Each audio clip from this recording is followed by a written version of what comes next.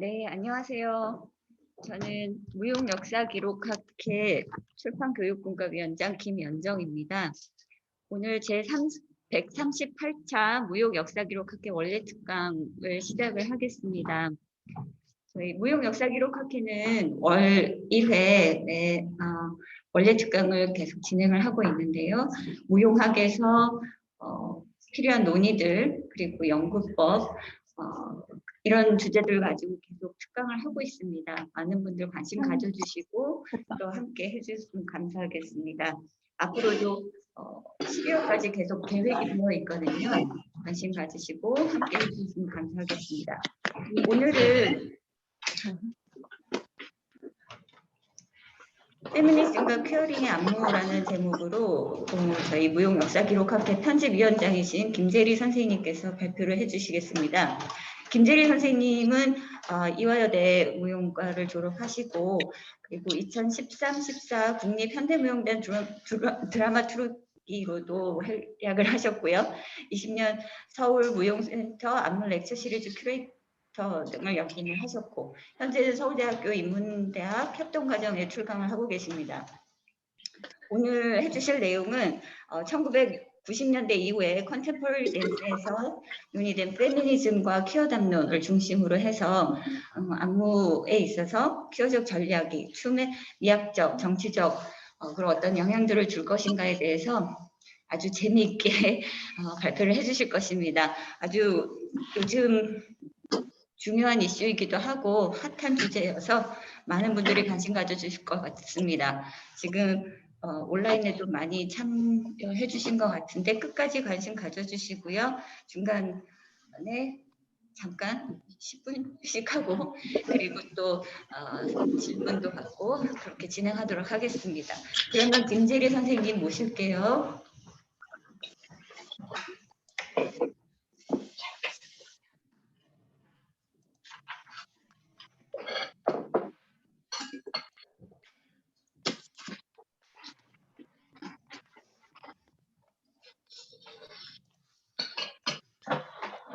얼굴은 지금 안 보이나요?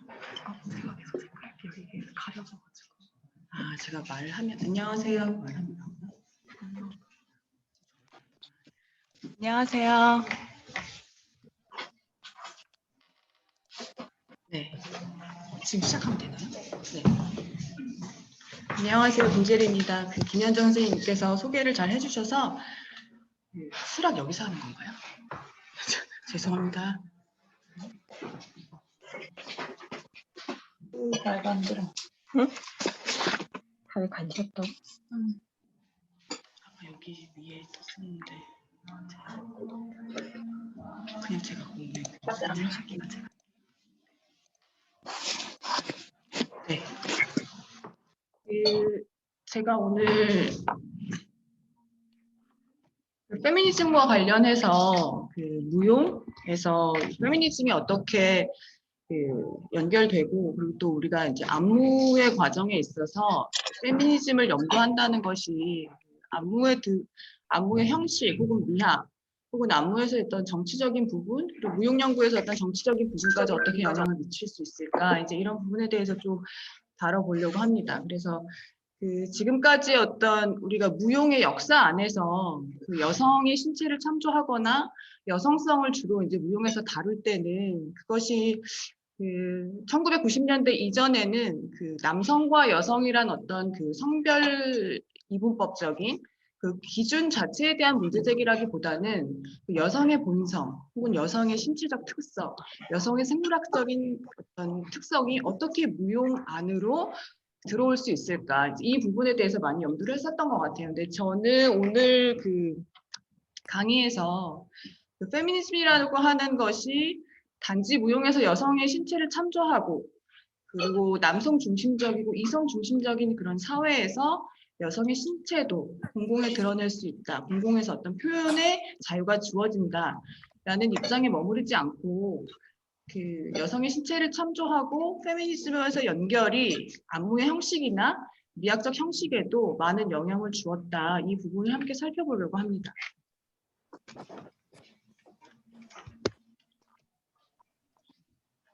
넘어가요.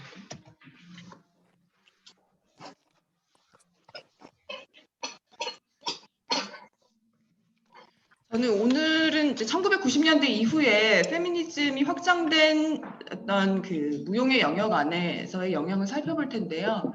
그 페미니즘에서는 이제 포스트 구조주의나 포스트 모던 페미니즘, 이렇게 80년대 이후 그 여성운동 제3의 물결 이후에 그 컨템포러리의 시작과 함께 맞물려서 그 미학적 전환과 영향을 미쳤던 부분을 살펴볼 텐데, 그 이전에 그러면 1990년대 이전에는 어땠었는지 약간 브리프하게 그 앞에서 무용의 역사 안에서 발레나 모던 댄스, 포스트 모던 댄스에서 어떻게 페미니즘을 참조하고 페미니즘의 영향을 받았는지 간략하게 좀 돌아보려고 합니다. 그 초기 무용의 역사는 오늘 강의의 주제가 아니기 때문에 간략하게 좀 들여다보도록 하겠습니다.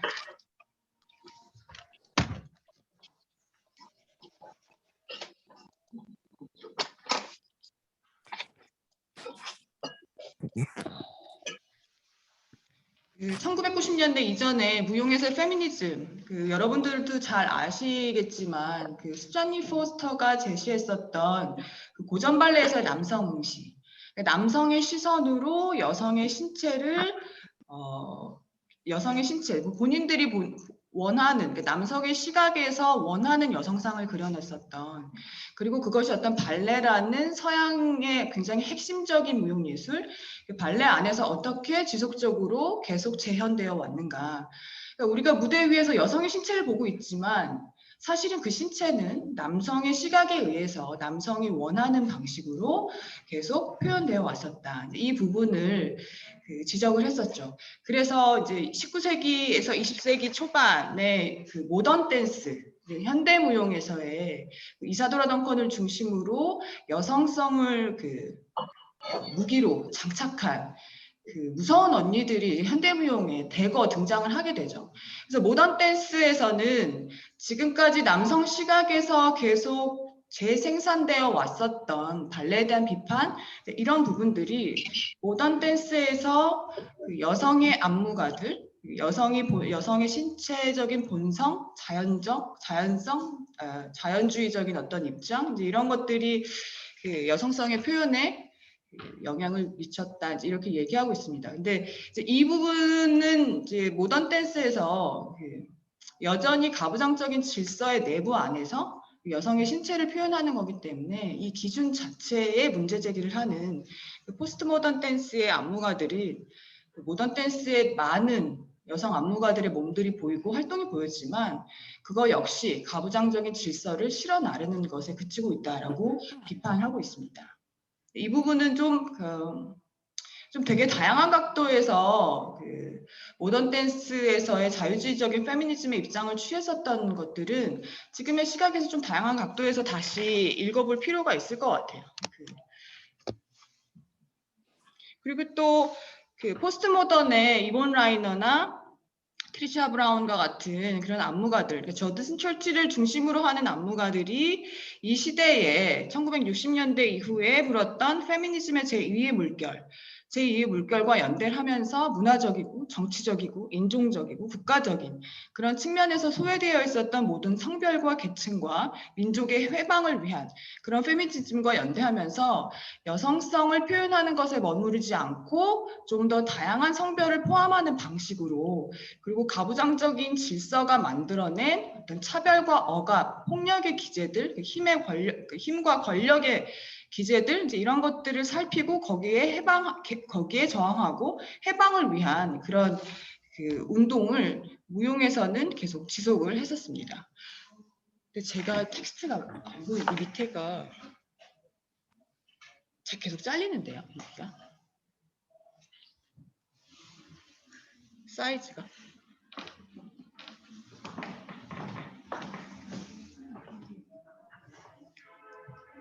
잠시만요. 마이크요? 화면이 지금 텍스트가 안 보이거든요. 화면 비율이 안 맞아서 저희가 그냥 네.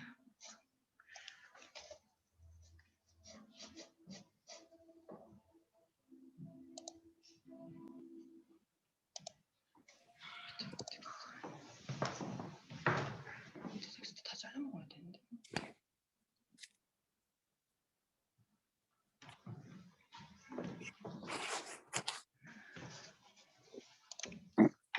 시간이 오래 걸릴까요? 그냥 할까요?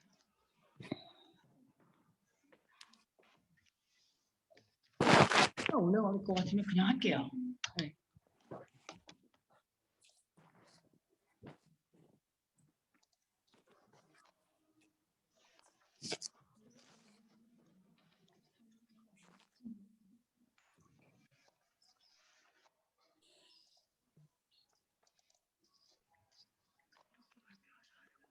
밑에가 잘려가지고 시간은 안 잘리나요? 한번 그럼 이 밑에가 지금 다 밑에 자체가 이렇게 만들어요. 이게 지금 밑에가 안 보여서 내가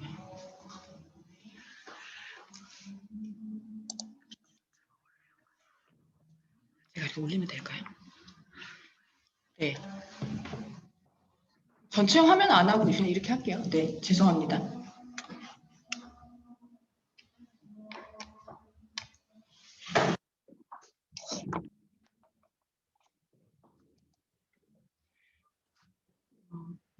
지금 보시는 사진은 그 이전 발레에서의 어떤 남성의 시각에서 그려졌던 요정이나 공주와 같은 현실에 없을 것만 같은 그런 이제 여성의 신체고요.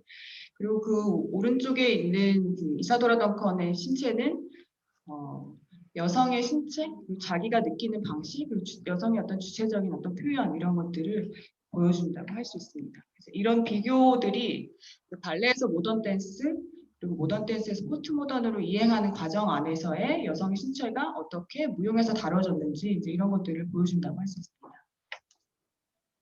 그 간략하게 그 무용의 역사 안에서 그 서양의 무용의 역사 안에서 그 서양 무용 역사 안에서 각 그 시기마다 각 사조마다 어떻게 여성의 신체를 참조해 왔는지 이게 지금까지 우리가 무용 연구에서 주로 다뤄왔었던 그런 페미니즘의 연구였던 것 같아요. 그래서 뭐 지금도 그런 생각들이 유효한가 이제 이런 질문을 좀 다시 해볼 필요가 있지 않나?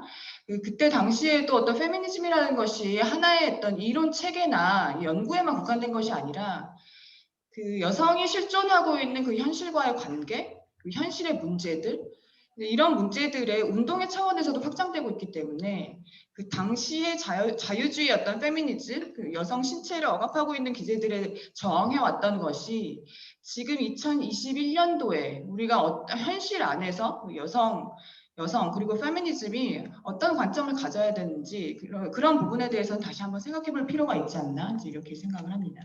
그래서 제가 오늘 그 강의에서 초점을 맞추고 있는 것은 그 컨템포러리 댄스 안에서의 페미니즘적인 영향입니다. 그래서 그 컨템포러리 댄스라고 하는 것이 어떤 정의나 특히 이제 한국에서 이것을 어떻게 볼 것인지 이것이 장르인지 형식인지 이런 논의들이 잘 이루어지지 않고 있기 때문에 그 모던 댄스나 포스트 모던과 구분되는 방식에서의 컨템포러리 어떤 것들을 의미하는지 잘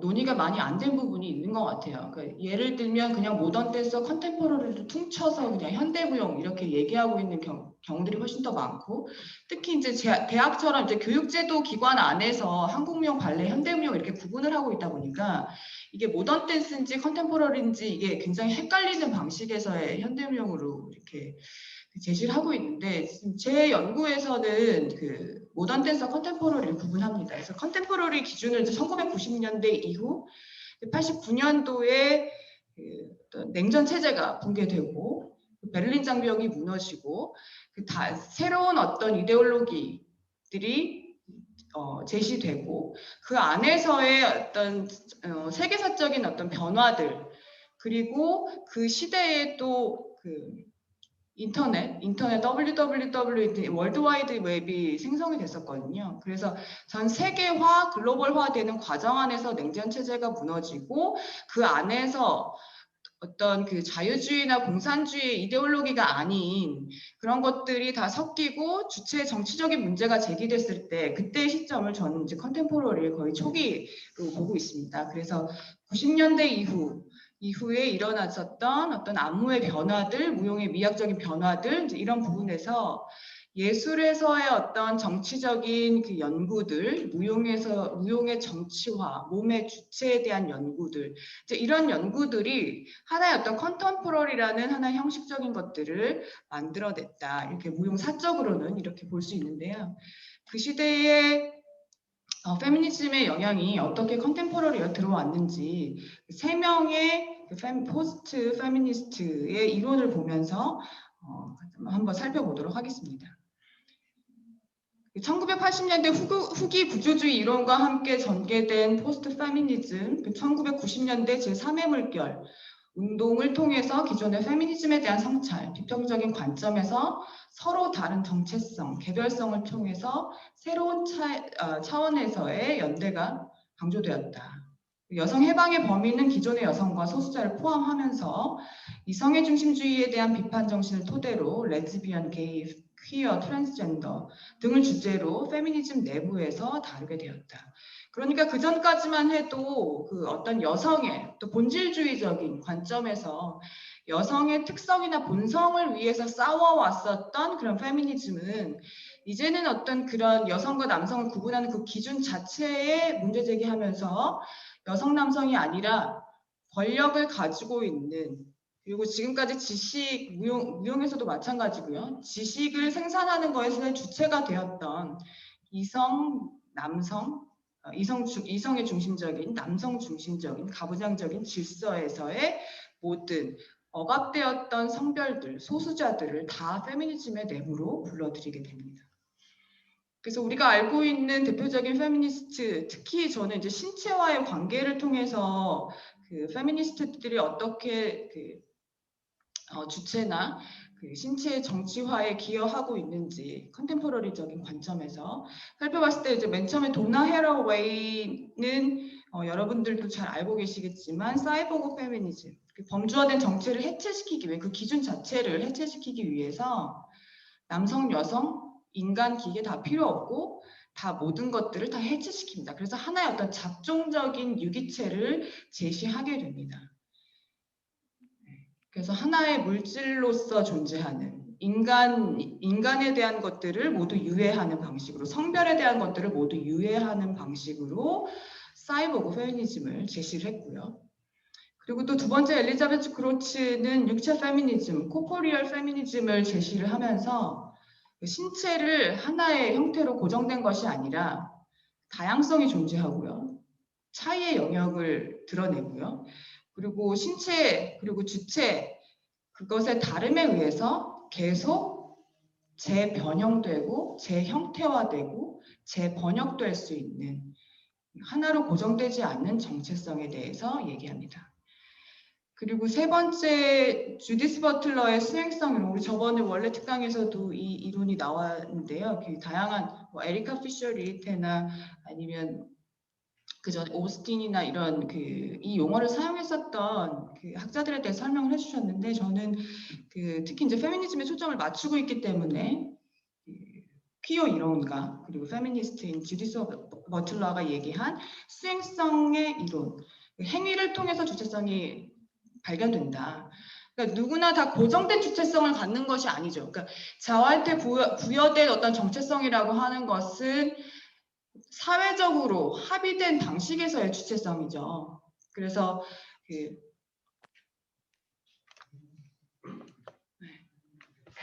제가 밑에가 텍스트가 잘 안 보여가지고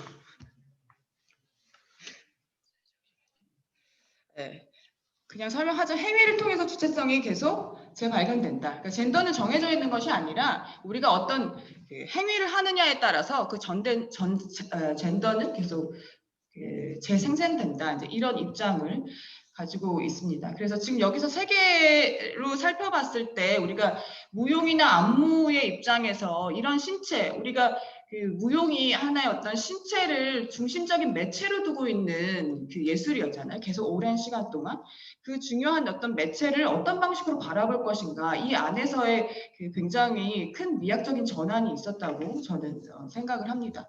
그래서 이전에 특히 이제 발레나 모던 댄스에서 특정한 어떤 여성의 캐릭터를 재현하는 방식에서 나는 공주이기 때문에 어떤 동작을 하고, 나는 요정이기 때문에 어떤 동작을 하고, 나는 어머니이기 때문에 어떤 동작을 하고, 그것이 아니라 내가 어떤 동작을 하느냐, 내가 어떻게 행위를 하느냐에 따라서 그 다음에 그것의 주체성이 발견된다는 뜻이죠. 행위가 먼저라는 얘기죠. 스윙성에서는.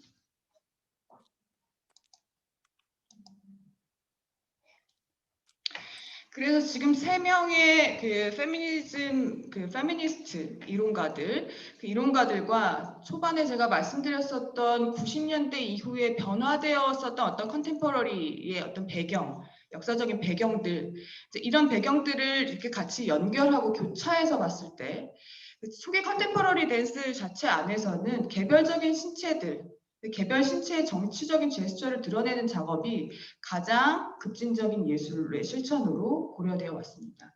그래서 지금 90년대 이후에 특히 이제 유럽을 중심으로 하긴 하지만 90년대 이후에 컨템퍼러리를 라벨을 붙이고 나온 안무가들의 작업들을 보면 거의 다 솔로 댄스들이 많아요. 신체 자체를 어떤 방식으로 물리적으로 사용할 것인지, 주체화할 것인지, 수행적으로 움직일 것인지, 그러니까 자기의 어떤 정체성을 탐색하는 방식으로 컨템포러리 초기의 안무가들이 그런 솔로 댄스를 가지고 왔던 것도 생각을 해보면 이런 신체적 탐색, 자기의 신체 자체를 하나의 대상으로 삼고 실험의 도구로 삼고 그것에 대한 탐구를 지속하지 않았나 이렇게 유추해 볼 수 있습니다. 특히 우리가 이제 무용수라고 하면 이렇게 규범화된 어떤 인상들이 있죠. 무대 위에서 어떤 춤을 추는 무용수, 우리가 기대하는 젊고 날씬하고 주로 여성이고 이런 어떤 규범화된 신체들을 가지고 있습니다. 저희도 계속 그런 어떤 신체의 이미지 이제 이런 것들을 가지고 무용을 하거나 아니면 춤을 추지 않더라도 그냥 왜 춤을 추지 않나요? 이렇게 물어보면 몸이 저주받아서 못해. 이렇게 무용수에 적합하지 않아요. 이렇게 얘기하는 그런 어떤 문장에서도 그러니까 어떤 이상화된 신체가 분명히 있다는 거죠. 그러니까 적합한, 무대에 적합한 신체가 있다는 거죠. 근데 이런 어떤 무용수의 규범화된 신체를 거부하고 새로운 신체적인 대안을 통해서 미학적인 실천을 전개하고 있습니다. 자, 그 다음에 90년대 이후에는 여성뿐만이 아니라 어떤 가부장적인 질서 안에서 계속 구축되어 왔었던 젠더나 지식의 체계, 그 안에서 소외되어 있었던 성별을 포함하게 됩니다. 특히 또 성별뿐만이 아니라 소수자, 주변인이라고 생각했었던 중심이 아닌 주변부에 머물러 있었던 어떤 주체들, 섹슈얼리티의 관점에서 LGBT뿐만이 아니라 우리가 소위 말하는 일반인 혹은 정상인이라고 했었던 그런 부분에서 벗어나 있는 주체들, 장애인이나 유색인종이나 난민이나 다른 어떤 계층의 혹은 다른 정체성을 다른 문화적 정체성을 가지고 있는 그런 소외된 다양한 주체들의 시각 그리고 신체들을 참조를 하게 했으면 또 안무가들은 기존의 형식과 다른 방식으로 무용을 제안하게 됩니다. 그러니까 예를 들어서 우리가 장애인의 신체, 그러니까 장애인의 신체니 무용에 개입한다. 무대 위에 장애인의 신체가 있다라고 하면 지금까지 우리가 제도화된 방식으로, 제도화된 교육의 방식으로 트레이닝을 할 수가 있을까요? 그러니까 우리가 지금 맞다고 생각하는 어떤 신체 훈련의 방식들, 무용수 트레이닝 이런 것들이 다 전면적으로 바뀌어야 되는 거죠. 그리고 어떤 언어의 공유도 마찬가지죠. 신체적 차이도 마찬가지고요.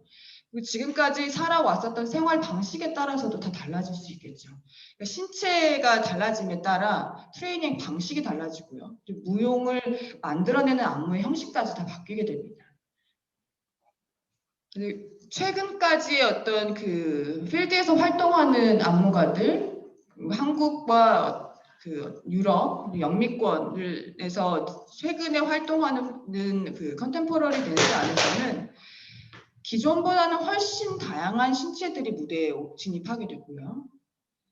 그리고 또 그것은 페미니즘 관점에서 봤을 때 단지 이제 여성의 몸이 올라왔냐, 여성이 자기 발화를 할 수 있는가, 근데 여기에 초점을 맞추는 것이 아니라 인종, 계층, 장애, 비장애, 민족, 국가 굉장히 다원적으로 복잡하게 얽힌 다층적인 정체성을 드러내는 상호 교차적인 방법들. 페미니즘에서는 인터섹셔널 페미니즘이라고 하죠. 상호 교차적인 페미니즘. 그러니까 우리가 어떤 한 명의 정체성을 발견을 해갈 때 그 사람은 굉장히 다양한 방식에서 차별과 억압을 받는 그런 기제들이 작동을 하게 되겠죠.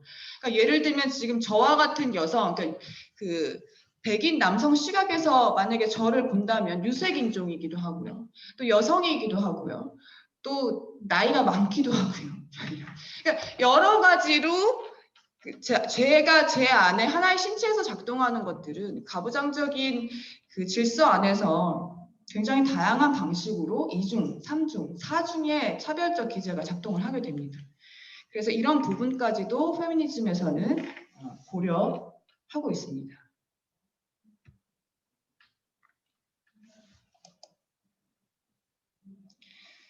그 컨템포러리에서 자주 사용되는 미학적 개념이기도 하고요. 그리고 이것을 이제 페미니즘의 관점에서 들여다봤을 때 우리가 그것을 어떻게 정치화할 수 있는지 이제 그 부분을 좀 고려하면서 세 가지의 주요 미학적 개념을 소개해드리려고 합니다. 첫 번째가 이제 코포리얼리티입니다. 육체성. 코포리얼리티라고 하는 그 용어는 우리가 지금까지 무용에서 혹은 그냥 일반적인 용어에서 바디라는 용어를 더 많이 썼죠. 신체.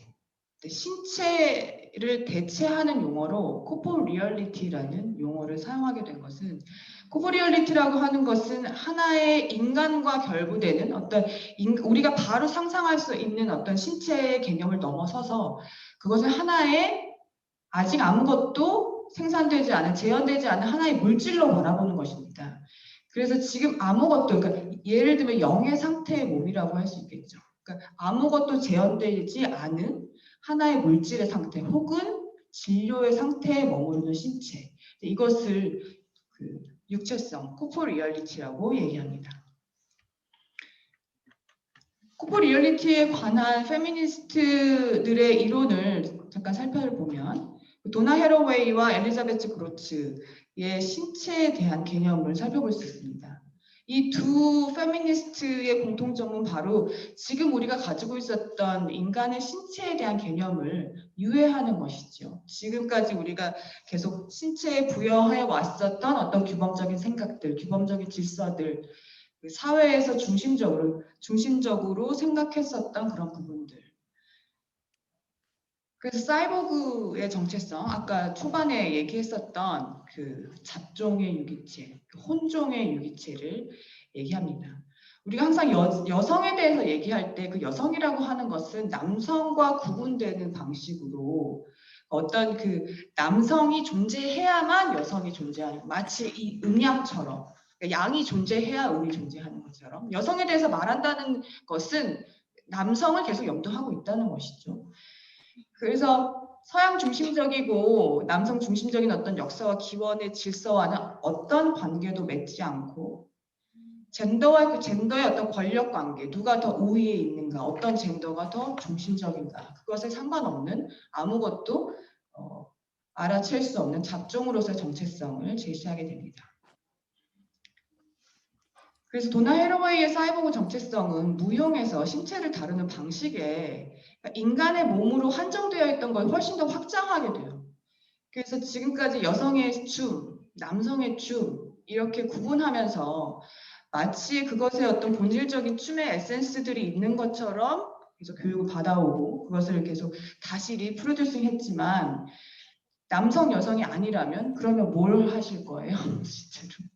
남성춤, 여성춤 아니면 어떤 거 만드실 거예요? 처음부터 다시 짜야 되는 거예요. 네. 안무를 다시 처음부터 해야 되는 거죠. 여성이 목선이 길고 아름답게 손을 뻗고 라인을 길게 당기고 남자가 세게 하고 머스큘러를 보여주고 이제 이런 신체가 아니라면 그럼 이 몸뚱아리, 이 몸체로 뭘 하실 거냐는 거죠. 처음부터 다시 해야 되죠. 다시 입혀야 돼요. 안무 형식이나 미학이 다시 사고할 수밖에 없는 그런 상황을 제시를 합니다. 엘리자베트 그로츠의 불안정한 신체, 엘리자베트 그로츠가 정의하는 바라보는 신체는 변덕스러운 것이고 약한 잠재력을 가지고 있다. 뭐든 어떻게 튈지 모른다. 그것이 얼마만큼 더 어떤 가능성으로 나타날지 모른다. 라고 얘기하고 있어요. 그렇기 때문에 무엇이 중요하냐? 수행적 과정이 필요하다. 그래서 이것은 구체화, 수행적 실천, 그 번역의 복잡한 과정을 통해서 생산하고 재현한다. 여성의 육체는 남성과의 관계를 통해서만 존재하는 것이 아니라 성의 다름은 어떤 위계도 만들어내지 않는다. 우리가 여기서 구체화, 수행적 실천, 번역에 조금 더 초점을 맞춰볼 필요가 있을 것 같아요. 그러니까 아무것도 지금 재현되지 않은 상태, 어떤 사회 문화적인 코드도 달라붙지 않은 원재료의 상태에서 우리가 필요한 것은 아까 제가 질문 드렸던 것처럼 어떻게 만들 것이냐, 어떤 수행을 할 것이냐, 어떤 프랙티스와 어떤 실천을 할 것이냐 이 부분이죠. 저는 이제 그로츠의 이 센텐스가 바로 이제 안무를 얘기한다고 생각합니다. 아무것도 이루어지지 않은 육체를 가지고 우리가 그것을 번역해내고 다시 그것을 행위하게 만들고 그것에 대해서 반응하고 그것을 다른 방식으로 다시 만들어내는 과정, 이 프로세스 자체가 안무의 과정을 얘기한다. 그래서 컨템포러리에서 더 중요한 것은 춤을 어떻게 출 것인가가 중요한 게 아니라 안무를 어떻게 할 것인가, 안무에 대한 질문을 어떻게 할 것인가. 정답. 컨템포러리에서 안무가 중요하다. 라고 얘기할 수 있을 것 같습니다.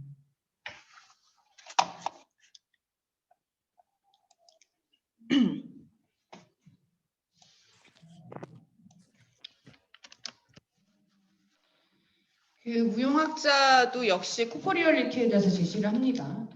안드레 레페키라는 그 드라마트루고이자 뉴욕대 교수는 그 1990년대 이후에 코퍼리얼리티라는 개념을 통해서 신체에 대한 다감각적이고 비평적이고 주체 부분을 해체하는 것에까지 영향을 미쳤다. 네. 그래서 안무가의 수행이나 이런 부분들이 기존의 재료들을 어떤 방식으로 감각적으로 열고 또 비평적으로 열고 주체에 대해서 다시 생각하는 부분, 이런 부분까지도 컨템포러리의 특성으로 볼 수 있습니다. 신체를 하나로 물질로 다루는 것은 우리에게 어떤 그 무용의 영역 안에서 무용수의 신체에 달라붙어 있는 기호로 전제된 의미체계를 벗어나 아직 형상화되지 않은 진료로 바라본다. 중립적인 신체를 강조하는 모더니스트 입장과는 다르게 신체는 열려있는 개체로 신체의 잠재성을 발견하고 신체를 둘러싼 다양한 상황들에 다각적으로 접근하는 다매체적인 실험으로 연결될 수 있다. 이렇게 얘기합니다. 모던 댄스에서 우리가 계속 중심적으로 예를 들면 루돌프 라반의 움직임 이론 이런 부분들 그리고 특정 그 모던 댄스 안무가들의 테크닉들 이런 것들 보면 굉장히 움직임을 중심적으로 분석하고 움직임을 핵심적인 어떤 그 무용의 핵심으로 바라봤었죠. 근데 거기서 계속 이 질문이 나는 거 어떻게 춤을 추고 어떤 에너지를 사용하고 어떤 공간을 점유하고 이렇게 계속 움직임에 대해서 얘기하지만 근데 그 움직임을 하는 너는 누구야? 라는 질문을 하지 않았다는 거죠.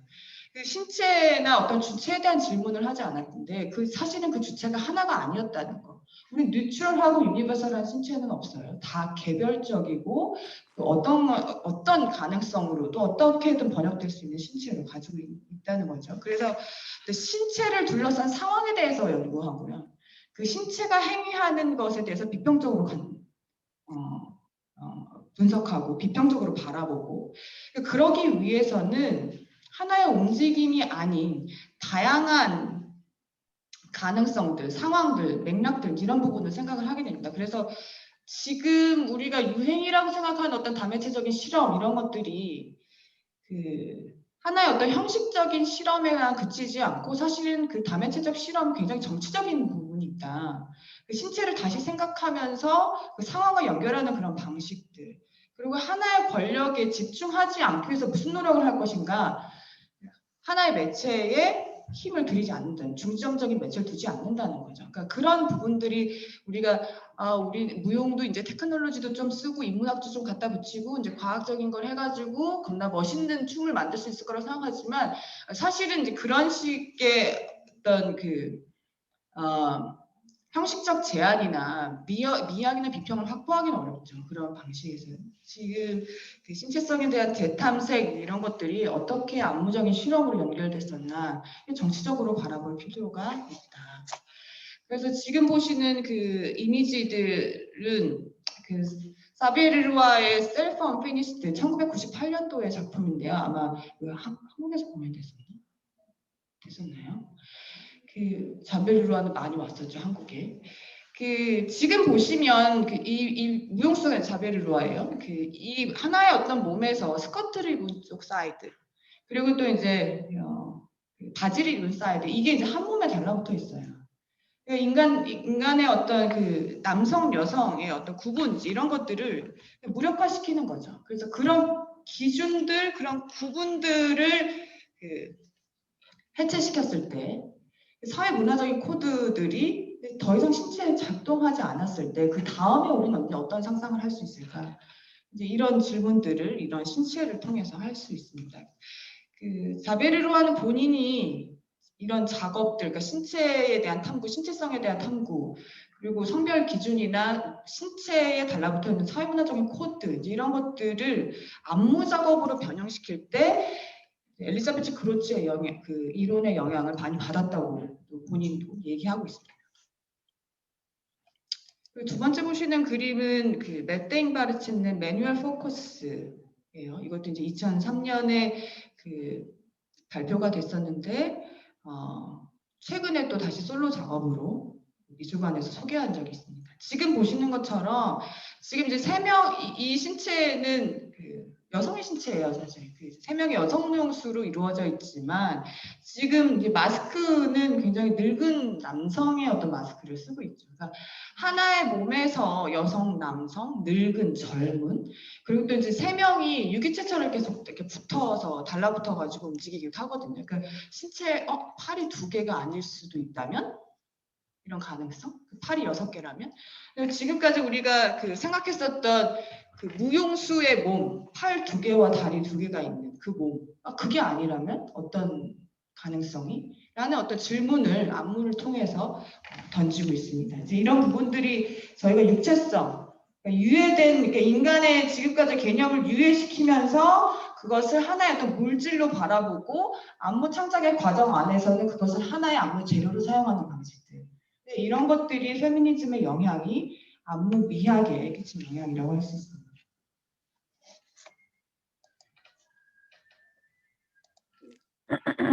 두 번째는 그 수행성의 이론입니다. 주디스 버틀러의 젠더 트러블이 퍼블리시가 됐을 때 컨템포러리의 어떤 예술가들, 안무가들이 굉장히 그 이론에 열광했었습니다. 그 컨템포러리 안무가들이 수행성, 그 행위 주체성 이런 부분들이 컨템포러리 작가들이 자신의 어떤 작업에서 무용에서 그 무용을 비평적이고 정치적으로 할 수 있을까? 이제 이런 부분에 무용이 정치화되는, 그 미학 자체가 정치화되는 것을 버틀러의 이론에 많이 비치고 있다고 많은 컨템포러리 안무가들이 얘기를 하고 있어요.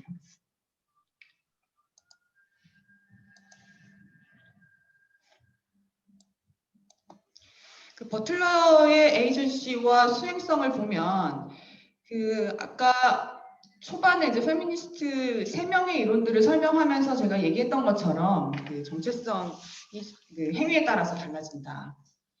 그래서 버틀러는 지금까지 어떤 그 사회 문화적인 구성물로서의 젠더 이런 부분들이 그 전에 이제 성별 기준, 어떤 성별이나 어떤 섹스를 가지고 있느냐에 따른 그런 구분들, 그리고 또 그 이후에 어떤 사회 문화적인 그 영향으로서 어떤 젠더의 구축, 이 2가지 다 비판하게 됩니다. 사실은 그 젠더 정체성이라고 하는 것은 사회문화적으로 이제 달라붙어 있고 그것이 항상 고정된 것이 아니라고 얘기하죠. 그건 언제든지 행위를 통해서 다시 구성될 수 있다. 그래서 이 행위, 여기서 말하는 어떤 액션 혹은 perform 혹은 enactment 같은 어떤 행동을 유발하는, 행동을 하게 하는 어떤 기제와 그 행동을 했을 때 우리가 그 주체를 어떻게, 그 주체 정체성을 어떻게 찾을 수 있는지, 이런 얘기를 하고 있죠. 그래서 버틀러는 이렇게 얘기합니다. 우리가 누구인가, 나에 대한 정체성, 이걸 계속 안 잊어버리고 계속 꿋꿋하게 가지고 있다면 우리는 지속적으로 관리된 이미지, 표준 이상향에서 벗어날 수 없다는 거죠. 그러니까 너는 누구야? 나는 무용가, 나의 무용가의 정체성은 이거. 이게 계속 고정된 것을 하나를 계속 가지고 있으면 그 자체는 사회 규범에서 정해놓은 전혀 예술적이지 않은, 전혀 상상력을 발휘할 수 없는, 전혀 미래적이지 않은 그런 이미지를 계속 실어나를 수밖에 없다는 거죠. 그래서 자꾸 내가 누구인가를 까먹고 어떤 행동을 통해서 내가 무엇이 될 수 있는가, 무엇이, I am이 아니라 내가 어떻게 becoming 될 수 있는가, 굉장히 행위 중심적인, 실천 중심적인, 그리고 저는 이런 과정 자체가 무용에 있어서의 어떤 안무라고 생각을 합니다. 무엇이, 어떻게, 무엇으로 될 것인가. 이런 부분들.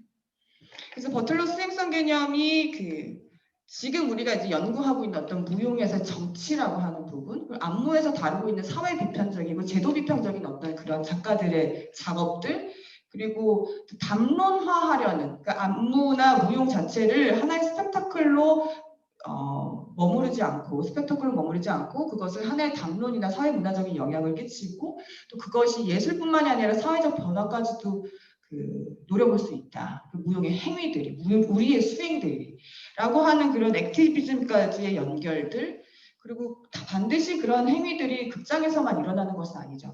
퍼포먼스를 만들어내는, 그 개인의 어떤 수행을 만들어내는 구조에는 그 신체가 있고, 그리고 그 신체가 움직이게끔 하는 어떤 사회적인 그 이데올로기적인 권력의 구조들이 있고요. 그리고 그것이 일어나게 하는 장소가 있죠. 이거는 이제 어떤 안무적 구조라고 할 수도, 주체와 맥락과 장소가 있다면 이런 어떤 퍼포먼스 안에서의 어떤 안무적인 구조, 이 안에서 하나의 어떤 무용의 현상 혹은 퍼포먼스의 현상, 그리고 안무의 구조, 이런 것들을 발견할 수 있다면 수행성 이론이 왜 무용에서 계속 견눈질을 하는지, 이것이 왜 중요한지 좀 생각해 볼 수 있을 것 같아요.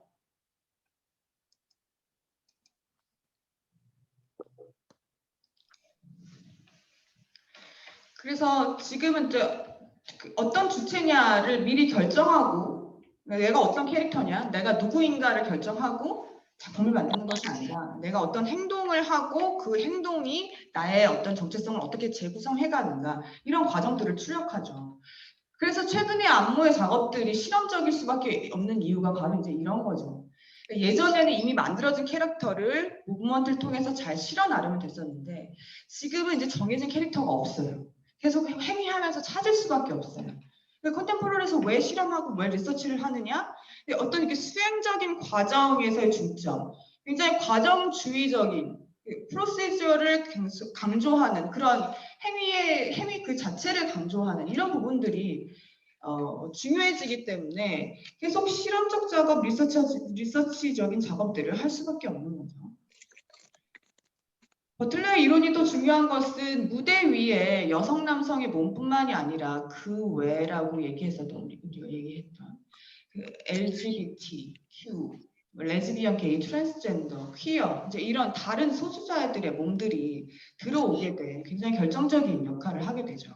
그러니까 아직까지도 극장의 무대에 누가 설 수 있는가, 이런 것들을 질문하면 그 사람이 가지고 있는 어떤 시각이 잘 드러난다고 생각해요. 그러니까 예전에도 그런 논쟁들이 있었는데, 예를 들면 아르코 극장이나 이렇게 무용가들도 잘 서기 어려운 너무 경쟁이 심해서 그런 극장에 누가 올 것인가, 누가 무대에 설 것인가라는 질문들, 예전 커뮤니티 댄스 이게 확산적으로 됐을 때 아마추어들이 극장에 들어가는 거, 이런 부분들은 전문 무용수들이 굉장히 반대했었죠.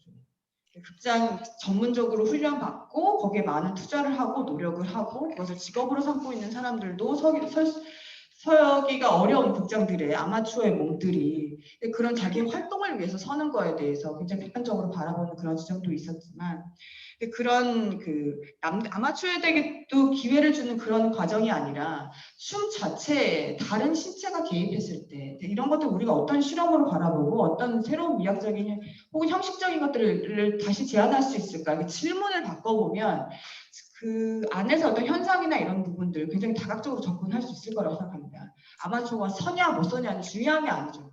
그런 어떤 현상을 통해서 우리가 춤을 어떻게 바라보고 이 안에서 우리가 춤이라고 하는 걸 누구와 함께 바라보고 어떤 장소에 같이 있고 우리와 같이 있는 사람들은 누구이고 이런 질문들로 좀 더 확장시킬 수 있게 하는 어떤 물꼬를 터준 그 개념이 스윙성의 개념이 아닌가 이렇게 생각을 해봅니다. 그리고 또 한 가지 수행성 이론이 중요한 것이 이제 관객에 대한 질문으로 확장시켰다는 거. 그러니까 개별 주체들을 다 그 자신의 어떤 행위를 통해서 그 주체가 무엇이 되는가. 그러니까 미리 정체성을 부여하지 않기 때문에 공연 안에서 행위를 하는 사람들, 그리고 그것을 바라보는 관람자들, 그리고 또 거기에 속하지 않은 어떤 사회에 속한 사람들, 이제 이런 사람들의 어떤 주체성에까지도 관심을 기울이게 될 수밖에 없죠. 무용수가 무대 위에 있는 사람, 그 전에 이제 모더니스트적인 생각에서는 무대 위에 내가 좋은 춤을 출 테니 너는 그것을 봐.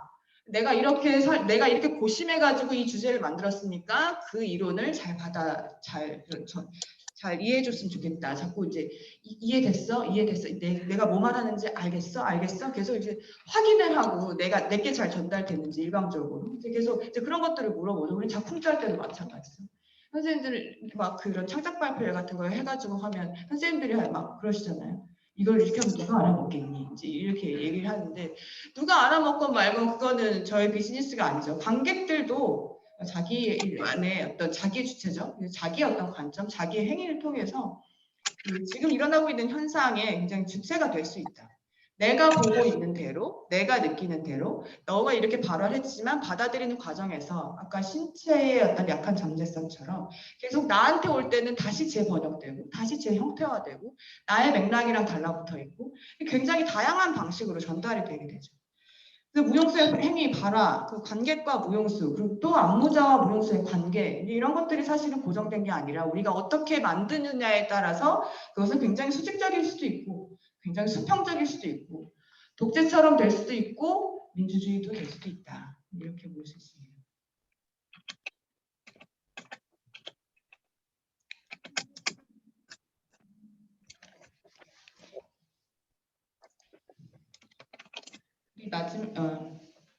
세 번째 이제 마지막 그 개념입니다. 그러니까 그 제목에서도 이제 페미니즘과 이제 퀴어링이라는 제목을 붙였는데 지금 페미니즘의 이론, 제가 뭐 페미니즘 이론을 그렇게 막 잘 알지는 못합니다만 지금 페미니즘 이론에서는 페미니즘 안에 퀴어 이론을 가지고 올 것인가 말 것인가에 대한 논쟁도 있어요. 지금 우리 한국 사회에서도 일어나는 어떤 경향들을 보면 페미니스트들이 지금 제가 계속 다른 어떤 인종, 다른 성별, 다른 계층 이런 것들을 이제 그 페미니즘에서 계속 포함한다고 얘기했는데 사실은 그 여성이 아닌 다른 성별은 배제하는 페미니즘, 급진적인 페미니스트도 있기 때문에 그래서 이제 퀴어가 페미니즘 안에 들어갈 것인가 말 것인가 이제 이런 질문 논의들도 이제 여성주의 이론에서는 다뤄지고 있지만 저는 페미니즘에 조금 더 확장된 관점에서 그리고 또 가문학적 질서를 어떤 방식으로 흐트릴 것인가, 어떻게 균열을 낼 것인가 이런 방식의 어떤 전략적으로 퀴어에 관한 이론들도 페미니즘 안에서 해석하고 있습니다. 그리고 제가 만났던 그런 안무가들, 다른 어떤 뭐 트랜스젠더나 아니면 게이 레즈비언 같은 다른 정체성을 가지고 있는 어떤 예술가들도 그 페미니즘에서 추구하고 있는, 페미니즘에서 포용하려고 하는 그런 정신들, 이런 것들이 본인들이 어떤 퀴어적인 전략, 우리 퀴어링이라고 하는 퀴어적인 전략을 삼았을 때 그것에 굉장히 페미니즘 아니고는 퀴어를 상상할 수 없다라고 선언할 정도로 계속 연결되어 있습니다. 그래서 저는 페미니즘 이론에 퀴어의 관점을 같이 제시하고 있습니다.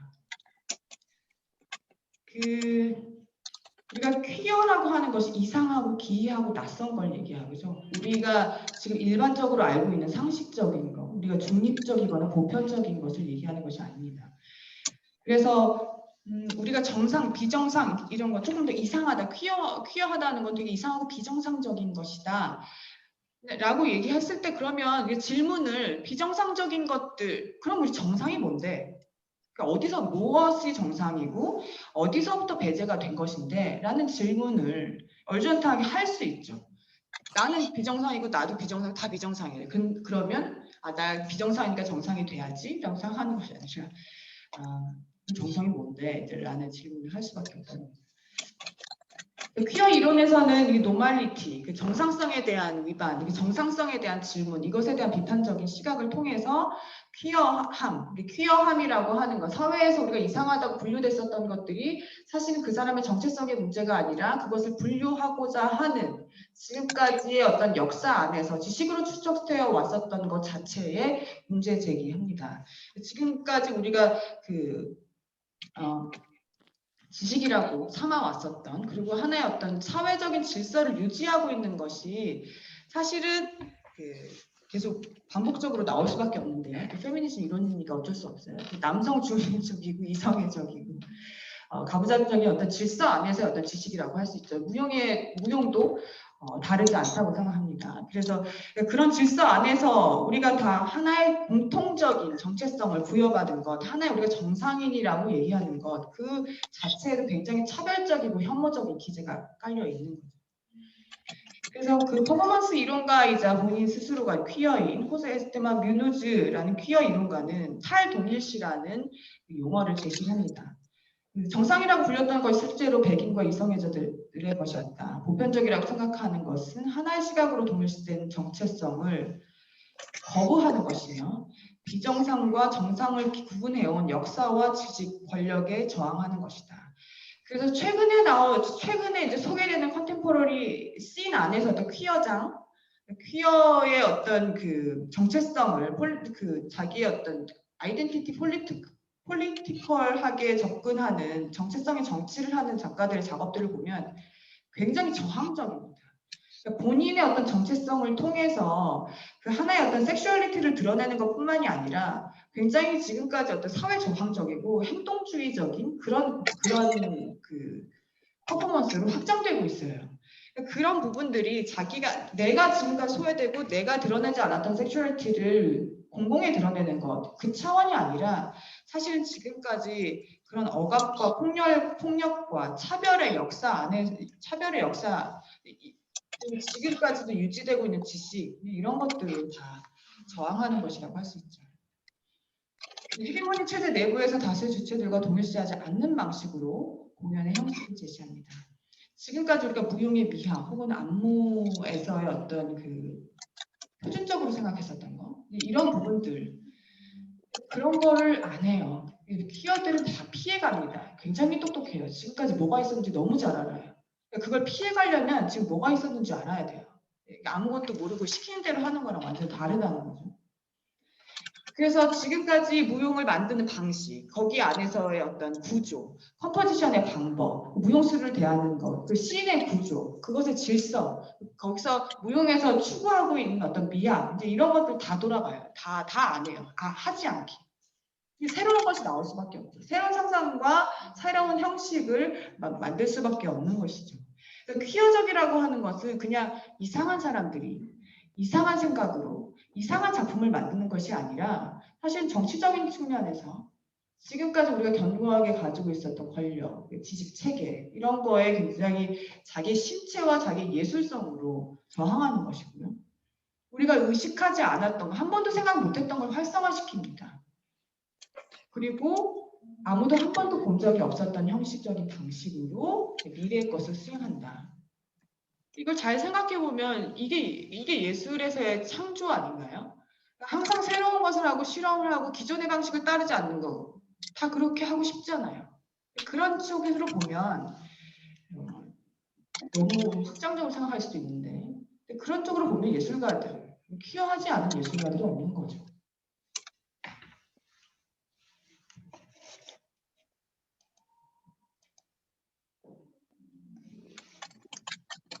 춤에서도 이렇게 춤에서 이제 신체라는 미디움이 가장 강력한 미디움이기 때문에 퀴어가 어떤 예술을 다른 2차적인 오브젝트나 다른 세상을 통해서 자기를 표현하는 것보다 훨씬 더 즉각적이고 더 강하고 더 감각적으로 전달할 수 있는 것이 바로 이제 무용에서의 어떤 퀴어적 감각이라고 할 수 있습니다.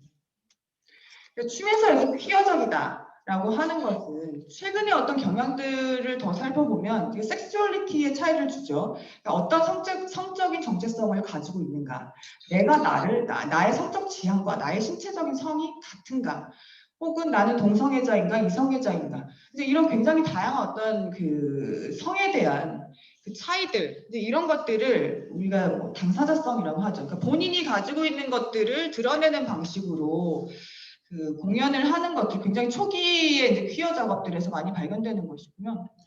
그리고 그것보다도 더 컨템포러리적인 작업에서 강조하고 있는 것은 지금 어떤 그런 섹슈얼리티가 사실은 개인의 문제가 아니다. 내가 동성애자 혹은 이제 어떤 트랜스젠더로서 나의 삶, 이것이 내 개인적 차원에서 해결될 문제가 아니라는 것을 계속 사회적으로 부딪히면서 발견하는 거죠.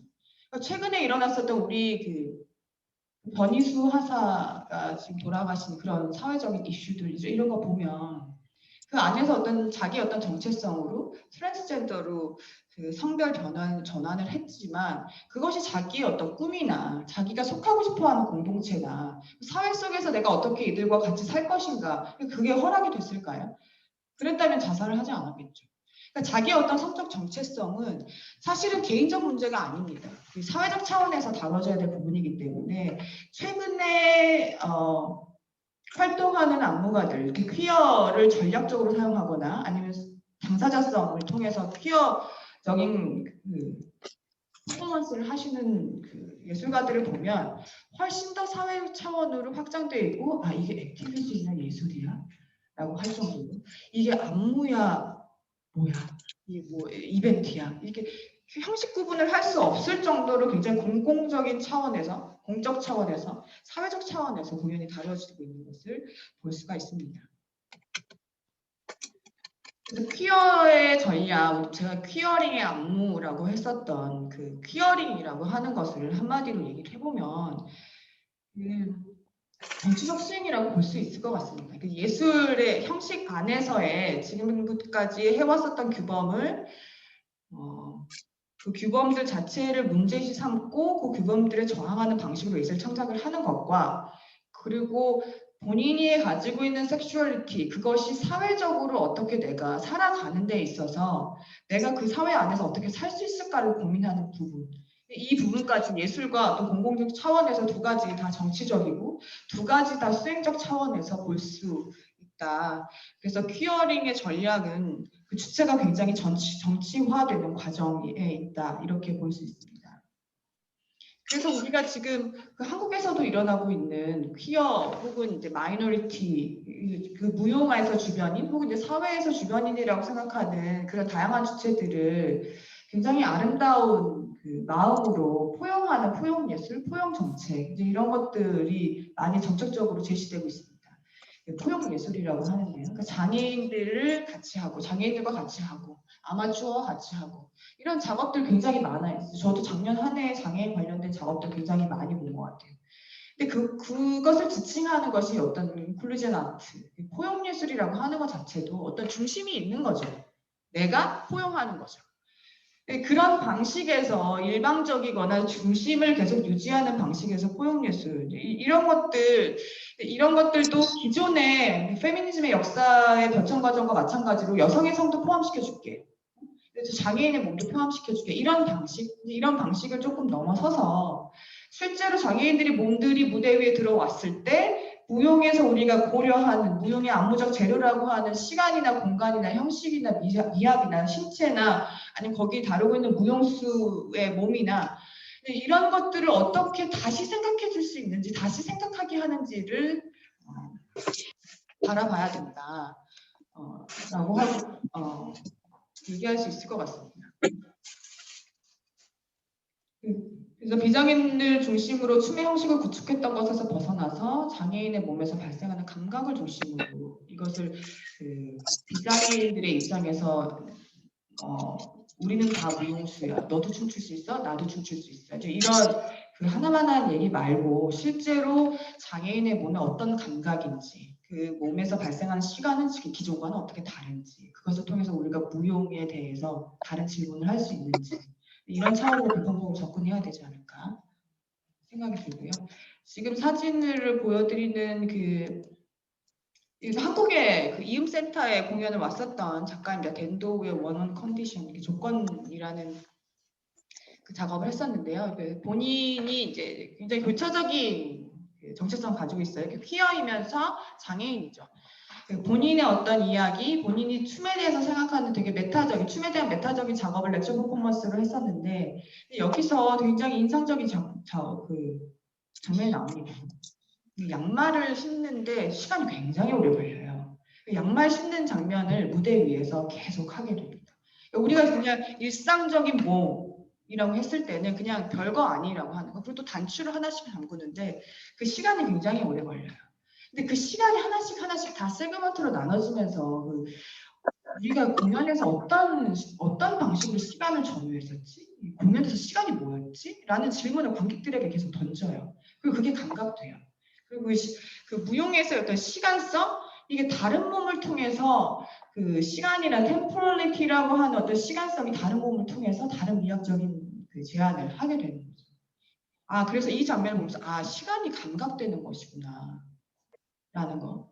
그리고 그 시간을 우리가 사용한다는 것은 되게 많은 노력이 필요한 것이었구나 라고 하는 것.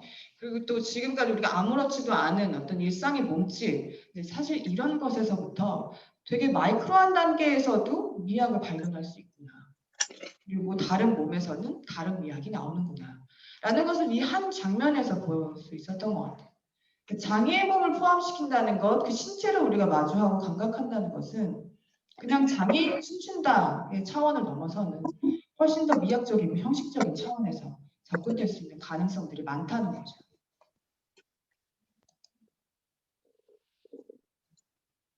됐을까요? 네. 그 뒤에 제가 사례를 소개를 해드릴 거거든요. 그래서 지금 아예 잠깐 10분 정도 쉬었다가 사례에 대해서 간략하게 소개를 해드리고 끝내도록 하겠습니다. 혹시 질문이 있으시면 그 채팅창이나 올려주시면 제가 지금 답변 드리도록 하겠습니다. 그럼 3시 10분에 다시 시작하도록 하겠습니다. 끝나고 질문 있는 거죠? 끝나고. 3시 10분 끝나고 순간적으로 하고 질문.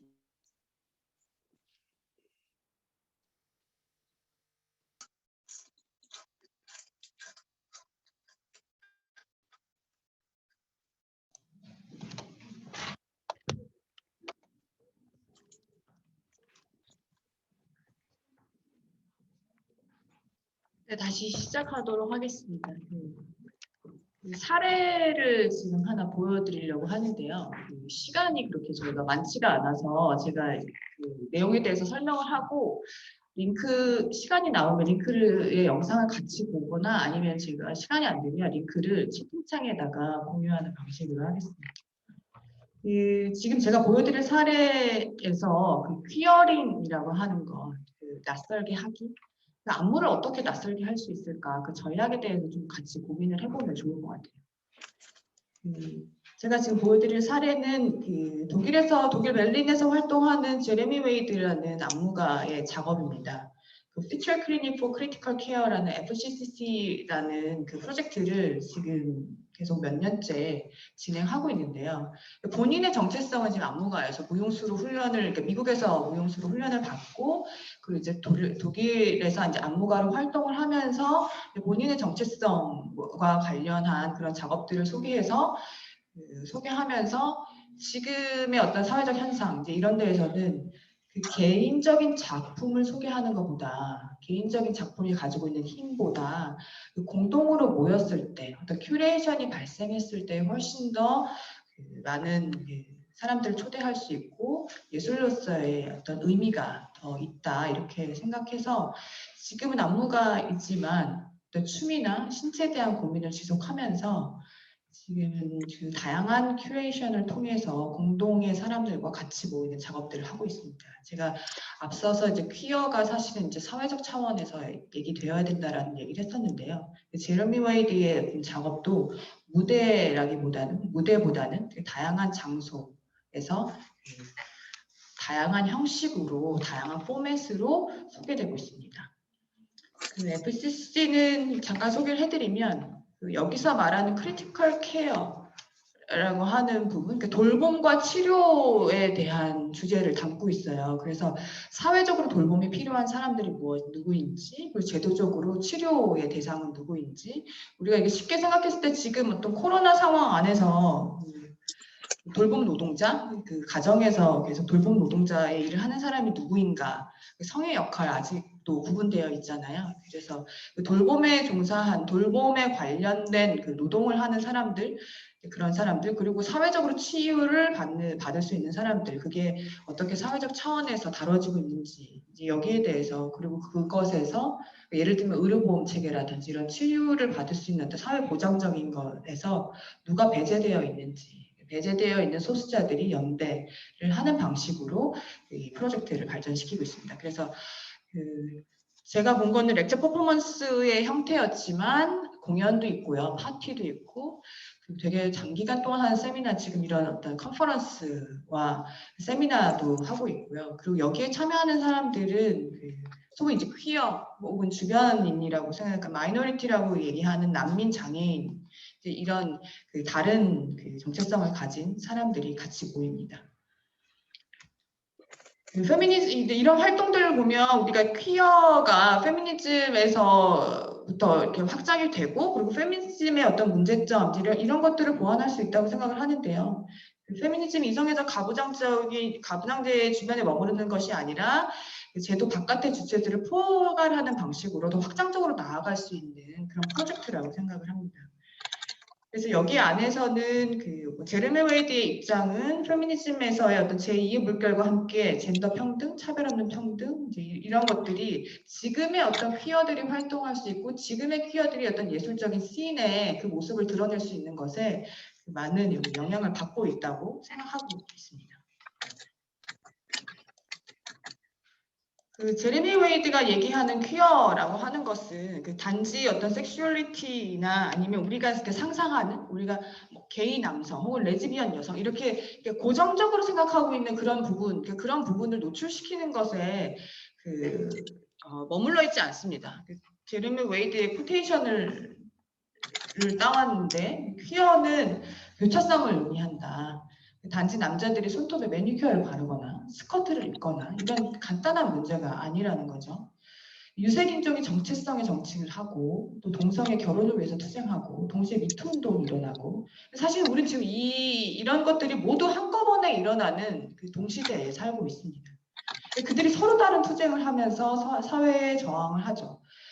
이거는 소수자를 세상에 드러내는 것뿐만이 아니라 그들의 삶을 어떻게 자살하지 않고 죽지 않고 그들의 삶을 어떻게 지속할 것인가를 결정하는 것이고, 그들이 결정하는 거죠. 내가 어떻게 살 것인가. 그리고 그들이 일하는 장소의 변화를 만들어서 변화를 만들어내는 것까지, 사회적 변화를 이루어내는 것까지가 이 작업의 주요한 목적이라고 할 수 있습니다. 혼자 하기 힘들겠죠. 모여야 될 이유가 대단히 있는 작업 프로젝트라고 할 수 있습니다. 그리고 이미지를 잠깐 보여주시면 이런 방식의 FCCC에서의 렉처 퍼포먼스, The Battlefield Nurse라는 작업입니다. 여기 안에서는 굉장히 소설, 그러니까 허구를 빗대서 렉처를 진행하지만, 그 허구 안에서는 지금 우리가 당면하고 있는 사회보장제도나 의료보험제도나 그 안에서 치료나 돌봄을 담당하고 있는 사람이 누구인가, 그 노동은 누가 하고 있는가라는 것들을 치열하게 얘기하고 있고요. 제레미 웨이드의 목장 드랙의 어떤 모습으로 과장된 표현으로 나왔지. 갑자기.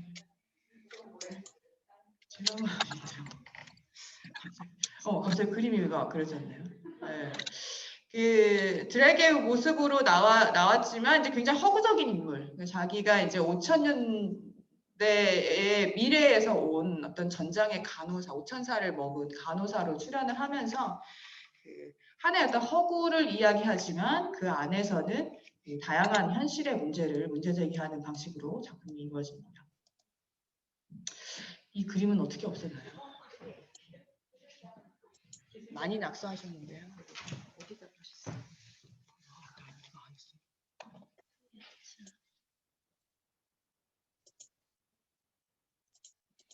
내가 들어오겠어.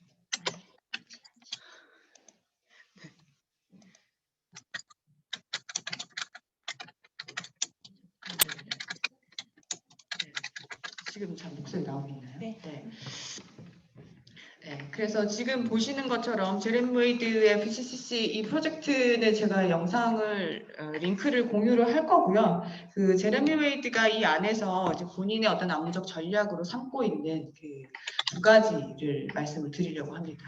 이 안에서 이제 큐링의 전략이 첫 번째가 여기에 적합한 언어를 발굴해야 된다. 이 위에 있는 작업도 이제 렉처 퍼포먼스 형태로 되는데요.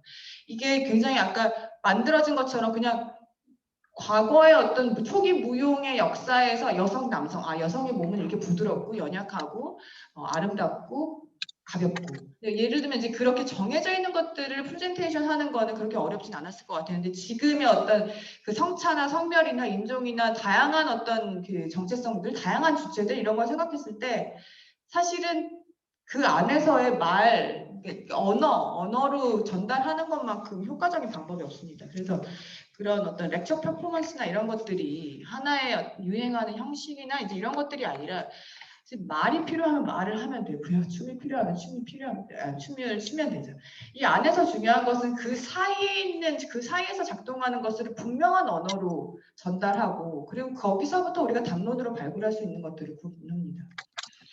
그래서 제렌 웨이드는 퀴어가 지금의 우리 어떤 사회 혹은 이제 예술 안에서 이게 드러나게 하려면 새로운 용어가 필요하다고 얘기하고 있죠.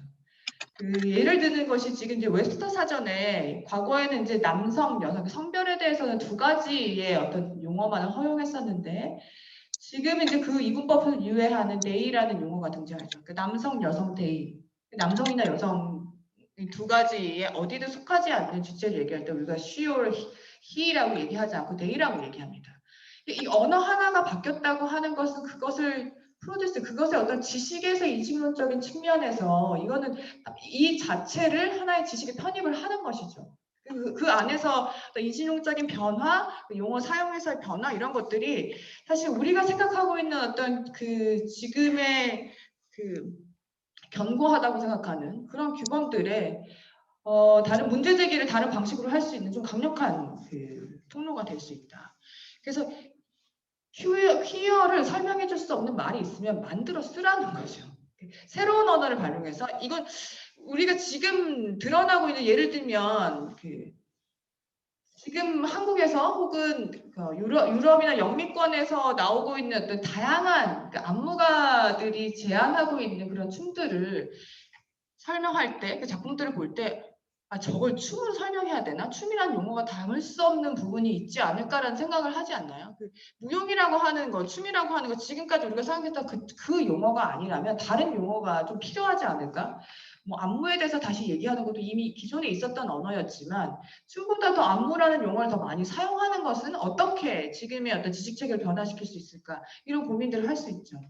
지금 컨템포러리 혹은 포스트 댄스 이후에 나타나는 그런 춤들에서 춤이라는 용어의 어떤 부족함? 이런 걸로 저는 또 새로운 언어가 발굴돼야 된다고 생각을 하는데 퀴어의 입장에서도 마찬가지죠. 지금까지 사회 문화적으로 사용했었던 그 용어로 우리를 설명해낼 수 없다면 언어를 만들죠. 그래서 이 안에서 용어를 만드는 것뿐만이 아니라 그 안에서의 내러티브를 다른 방식의 이야기를 만들고 또 다른 우리가 지금까지 경험하지 않았던 것으로부터 이것이 아름다움이다. 이것이 어떤 그 비평에서 미학적인 것이다. 이렇게 얘기할 수 있는 담론적인 확장 이제 이런 것들을 굉장히 중요한 퀴어 전략으로 얘기하고 있습니다. 그다음에 두 번째가 이제 안무의 방식인데요. 제레미 웨이드는 본인의 어떤 안무 창작에서 퀴어링의 전략으로 삼는 것이 이제 탈지향적인 방법론 그리고 그리고 하나는 이제 누디티의 전략 이렇게 두 가지를 사용하고 있습니다.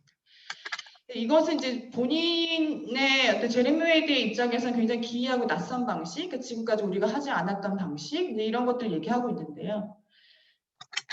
디스오리엔테이션의 방식은 지금까지 우리가 사회적으로 권력을 갖거나 무용의 역사에서 권력을 갖는 움직임의 당시 그거를 연구를 하고 알아야지 깔 수 있죠. 그것을 연구하고 알아야지 비평할 수 있죠. 그리고 이제 근원이 없는 방향을 상실한 움직임을 통해서 새로운 춤을 감각적으로 회복하고 어떤 것들이 발생하는지 그 감각이 무엇인지를 추적합니다. 그러니까 지금 예를 들면 우리가 춤이라고 하는 것은 팔다리를 주로 움직여야지 상체 하체 움직임이 중요하지 혹은 센터를 잡아야 춤이지 라고 하는 그런 것도 있잖아요. 우리가 훈련받았을 때 드러났던 거. 그런 것들 다 하지 않는 방식인 거죠. 그것이 가지고 있는 계속 같은 방식의 무브먼트 뿐만이 아니라 그것을 내가 수행했을 때 계속 같은 감각만으로 그러니까 배에다 힘주면 어떻게 하는지 우리 너무 잘 알죠. 그것만 훈련한 거잖아요. 배에 힘 안 주라고 하면은 그때부터 이제 당황을 하죠. 어떻게 해야 되지? 이렇게 되는데 그러니까 그렇게 지금까지 그런 어떤 춤의 메커니즘을 하지 않는 방식으로 제가 그 이전에 드라마트루브 작업을 할 때 이유정이라는 안무가와 함께 그 혀를 가지고 하는 그런 작업들을 했었거든요.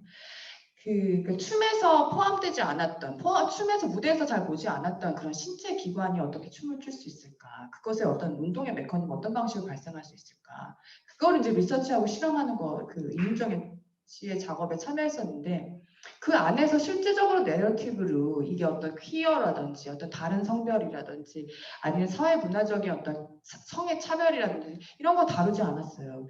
다른 어떤 신체 부위를 중심으로 해서 그것의 어떤 작업을 발전하는 그 과정 자체가 지금 이제 그 퀴어링의 어떤 방식 이걸 봤을 때 굉장히 그 춤은 퀴어적인 춤이었었죠.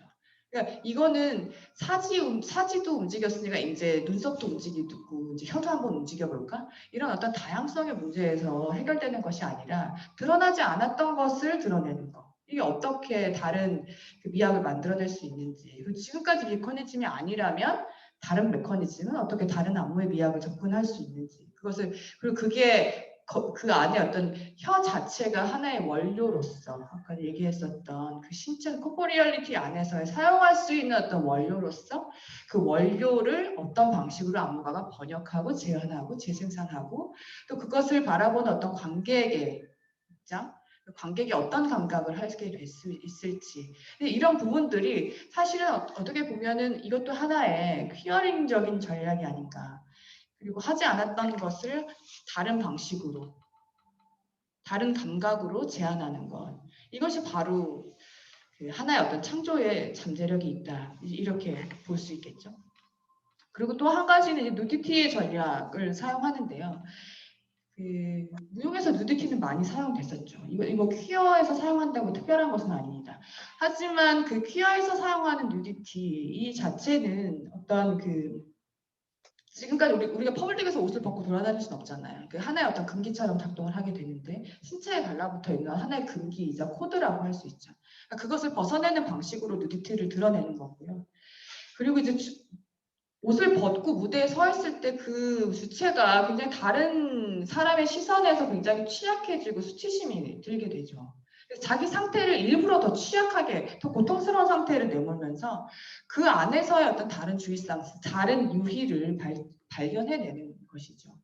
그래서 또 취약한 상태가 정치적 주체가 된다는 어떤 버틀러의 수행성의 이론처럼 취약하고 불안정하고 변덕스럽고 이런 약한 존재, 연약한 존재 그 안에서 서로 더 친밀해질 수 있다. 그리고 그 안에서 취약한 상태로 있으면서 다른 공간, 내 몸보다 내가 약해지면서 다른 공간, 거기에 있는 사람들, 다른 에너지 이런 것들이 훨씬 더 확장적으로 더 잘 드러난다는 거죠. 그래서 나의 불안정성은 내 주변의 환경을 더 많이 드러나게 한다. 그래서 우리가 어떤 공간에 있는지를 더 잘 느끼게 한다. 신체의 연약함은 공간을 확장시키는 전략이다. 그래서 하나의 어떤 무용수의 신체에 초점을 맞추는 것이 아니라 내가 어디에 있는지, 누구와 함께 있는지, 이 공간은 어디인지 이런 것들을 다 같이 드러낼 수 있는 하나의 방법이라고 할 수 있죠. 거의 다 끝났어요. 제레미 웨이드의 하나의 지금 뭐 기이하고 낯선 어떤 안무의 방식은 실제로 이것을 그 컴포지션하고 그 오더링을 만드는 그 작업으로 만드는 방식에서 누디티나 디스오리엔테이션이나 이런 방식들, 다른 메커니즘을 하지 않는 방식들, 이런 전략도 있지만 사실은 계속 작업을 하면서 이것이 어떻게 사회의 변화 혹은 사회 속에서 우리의 공동체를 드러낼 수 있을까를 계속 끊임없이 생각하죠. 그래서 제레미 웨이드 이 작업은 극장보다는 굉장히 다른 장소에서 많이 이루어져요. 예를 들면 우리가 지금 극장에서 공연을 한다라고 생각했을 때 극장에 진입할 수 있는 주체들이 누구일까? 내 옆에, 내 좌석 옆에 앉아있는 사람이 누구일까? 이런 것들을 생각했을 때 우리가 문화센터가 많은 사람들한테 열려있는 것과 극장이 어떤 사람들한테 열려있는가를 생각하면 그 안에서의 어떤 위계나 사회적 계층 이런 것들이 잘 드러나죠. 제레미 웨이드 극장에서 공연 안 합니다. 문화센터에서 하죠. 사람들이 더 많이 모이고 더 다양한 계층이 모이고 이거는 컨템포러리 무용 형식에서의 장소 특정적 공연 그런 간단하게 이름 붙일 수 있는 문제가 아니죠. 우리가 누구와 함께 있는가에 대한 질문을 하는 것이 이 장소는 어떤 장소인가에 대해서 생각하는 거. 그 극장을 한번 벗어남으로써 손바닥 뒤집듯이 극장을 벗어남으로써 발생할 수 있는 것들, 그 안에 모이는 사람 어떤 힘으로 뭉칠 수 있을지 이런 부분들 극장에서 해결될 수 없는 부분들입니다. 제레미 웨이드의 코테이션을 읽어보면 이 안에서 우리가 춤이 아니고는 어떻게 함께 할 수 있을까? 우리가 먹지 않고 어떻게 같이 모일 수 있을까? 우리가 연대를 하거나 시위를 하는 것을 하나로 정의할 수 없습니다. 공연 혹은 퍼포먼스, 사회 안에서 시위를 통해서 보여지는 퍼포먼스와 무대 위에서 퍼포먼스, 갤러리에서 퍼포먼스 이런 것들 하나로 정의할 수 없어요. 항상 특정한 상황과 그 상황에서 그 의미를 새롭게 다시 구성해 나가는 거다 이렇게 얘기하고 있습니다. 그러니까 어떤 사람들이 모이냐 공동체를 굉장히 강조하죠. 연대를 강조해요. 지금 코로나 시대에서 어떤 방식으로 우리가 연대할 수 있을까 이런 거 계속 그 정치적으로 많이 화두로 오르고 있잖아요. 그러니까 취약한 상태에서 연대를 생각하죠. 그렇죠? 지금 그렇지 않나요? 코로나로 전염병 역의 시대를 살면서 계속 연대 어떻게 같이 만날 공동의 같이 이걸 어떻게 같이 할 수 있을까? 퀴어들의 전략이 바로 그런 것이죠. 취약한 사람들, 서로 취약한 사람들끼리 상호 의존적인 관계를 만드는 것들. 이게 바로 하나의 액티비즘이라고 할 수 있습니다. 사회적으로 코드화된 규범, 정상성에 문제 제기할 수 있는 사람들은 취약한 주체들이다. 우리가 그 거리로 어떤 그 시위를 하거나 데모를 하기 위해서 거리로 나갔을 때 이게 우리한테 어떤 인포스트럭처가 다 무너졌을 때 내가 취약하다는 걸 느낄 때 거리를 움직이게 모빌리제이션으로 이동할 수 있게 하거든요. 그러니까 지금 내가 돈이 많고 너무 안정적인 모든 것들이 편안하고 힘을 가지고 있으면 거리로 나갈 이유가 없는 거죠. 어떤 퍼포먼스가 발생을 하느냐, 어떤 모빌리제이션이 발생하느냐 그런 것들은 다 정치적 주체가 될 수 있는 취약한 주체들, 유색인종, 퀴어, 장애인들이라고 할 수 있습니다.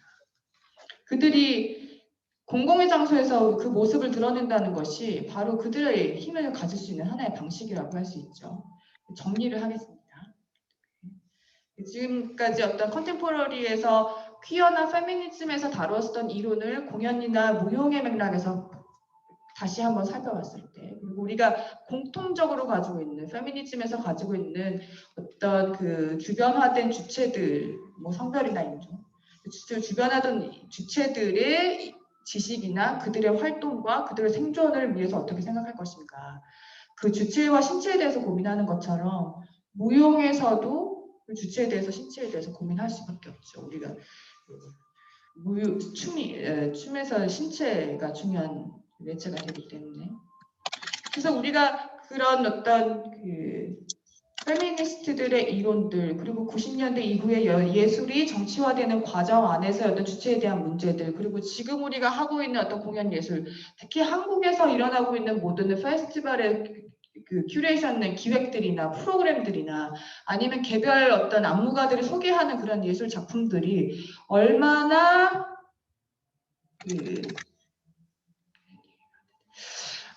그런 것들을 어떻게 볼 수 있는지, 그런 것들이 지금의 어떤 우리가 이제 컨템포러리라고 얘기하는 그런 부분들에서 얼마만큼 그런 그 주체에 대한 질문들을 다시 하고 있는지, 무용에 대한 질문들을 다시 하고 있는지, 이런 거 좀 다른 비평적 시각이 좀 필요하지 않나. 그러니까 좋은 거, 유행하는 거, 뭐 유럽에서 하는 거, 이런 것들이 아니라 지금의 어떤 우리 사회에서의 어떤 그 우리의 주체에 관한 인식들이나 정치에 대한 인식들, 그리고 사회가 어느 정도 어느 수준이 됐는지 이런 것들 작품으로 분명히 볼 수 있다고 생각해요. 그런 부분 좀 비평적으로 보시면 좋겠습니다. 페미니즘에서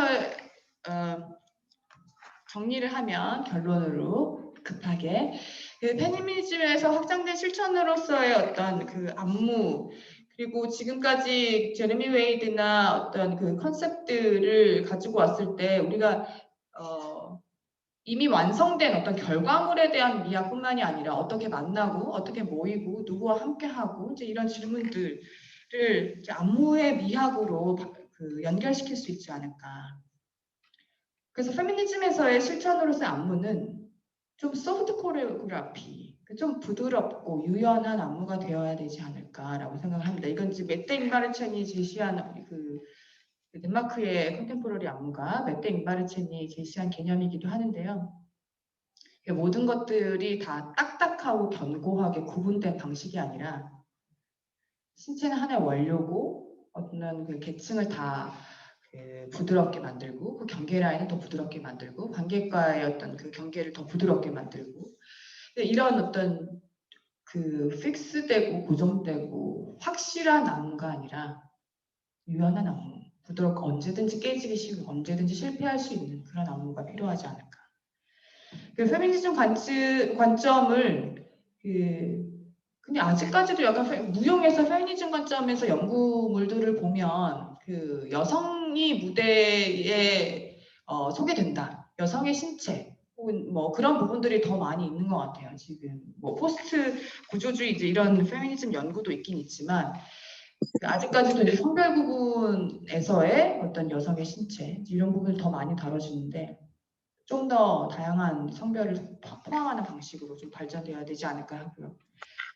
그리고 또 이런 어떤 개별적인 신체에 대해서 차이를 생각하면서 안무를 좀 더 민주적으로 할 수 있지 않을까, 같이 할 수 있는 방식을 생각해 볼 수 있지 않을까라고 생각을 합니다.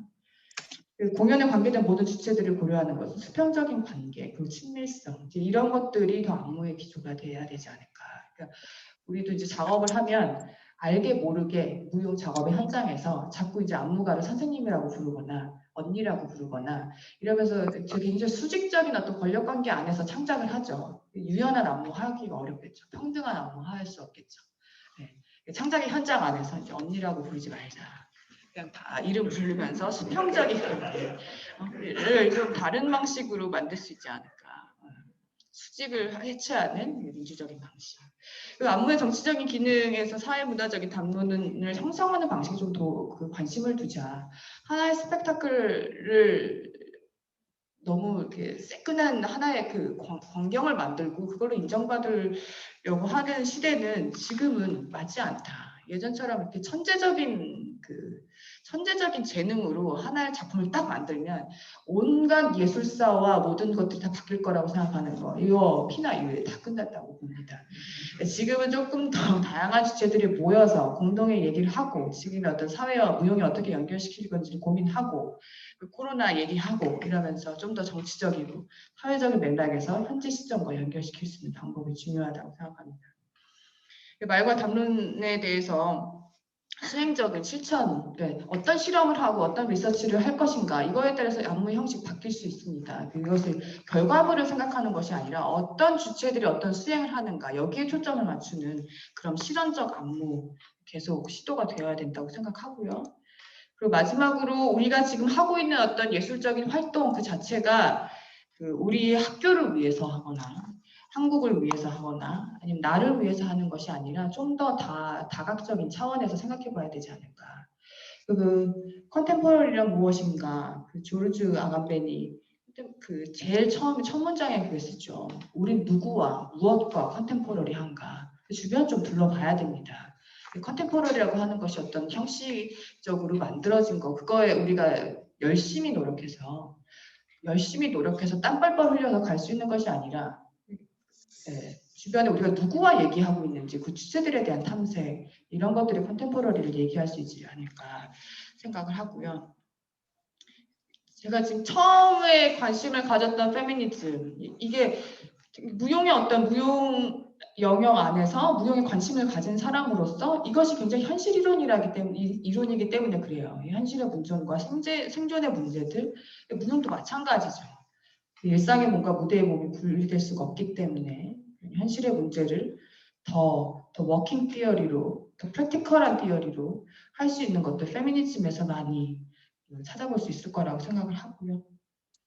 그리고 어떤 주체에 대한 것, 누구와 함께 할 것인가, 계속 내가 원하는 사람, 소외된 사람들, 혹은 무용이나 이런 것들에서 같이 하고 싶은 사람들 서로 초대하고 공동의 작업을 하고 협업의 방식을 제고하고, 이런 거 실제로 그 작업을 하는 과정 안에서의 노동이나 협업이나 어떤 그 창작의 방식이나 실험이나 리서치나 이제 이런 방식들, 그것을 하나의 어떤 새로운 안무법이라고 생각하지 마시고요. 어떻게 우리가 예술에서 노동 방식을 제고할 수 있을 것인가, 실천하는 사람한테 어떻게 힘을 다시 재분배할 수 있을 것인가, 공동이 같이 한다는 건 무엇인가 라는 거 계속 사회적으로 생각해 볼 필요가 있지 않나 생각합니다. 아까 서두에도 얘기했지만 실험적인 안무나 다매체적인 안무 방법론은 단지 어떤 장르나 매체적인 결합, 그런 어떤 예술가의 어떤 미학적 실험뿐만이 아니라 주체와 어떻게 예술을 연결할 수 있는가, 예술을 어떻게 사회적으로 연결할 수 있는가,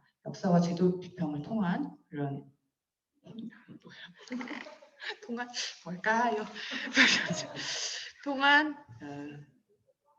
역사와 제도 비평을 통한 좋은 나라가 됐으면 좋겠습니다. 우리나라는 아주 좋은 나라가 됐으면 좋겠다는 마음으로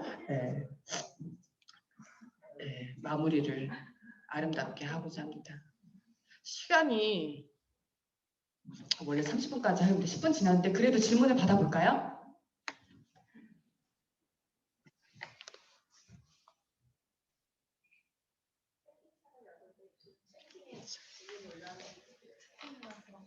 채팅은 아직 없어요? 아, 채팅 하나 있는데? 아, 여기 자료.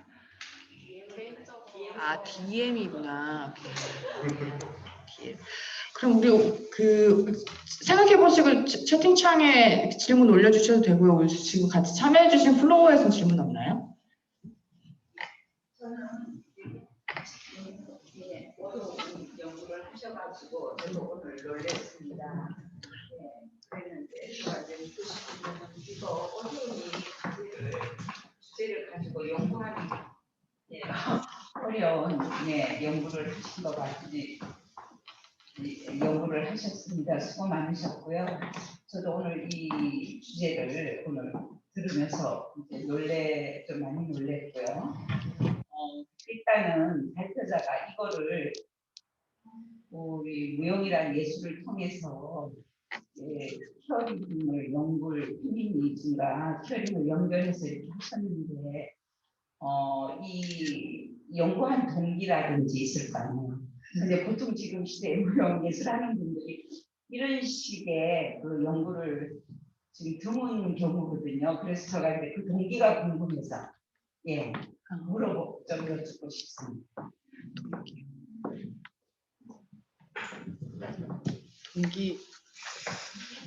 동기가 중요하죠.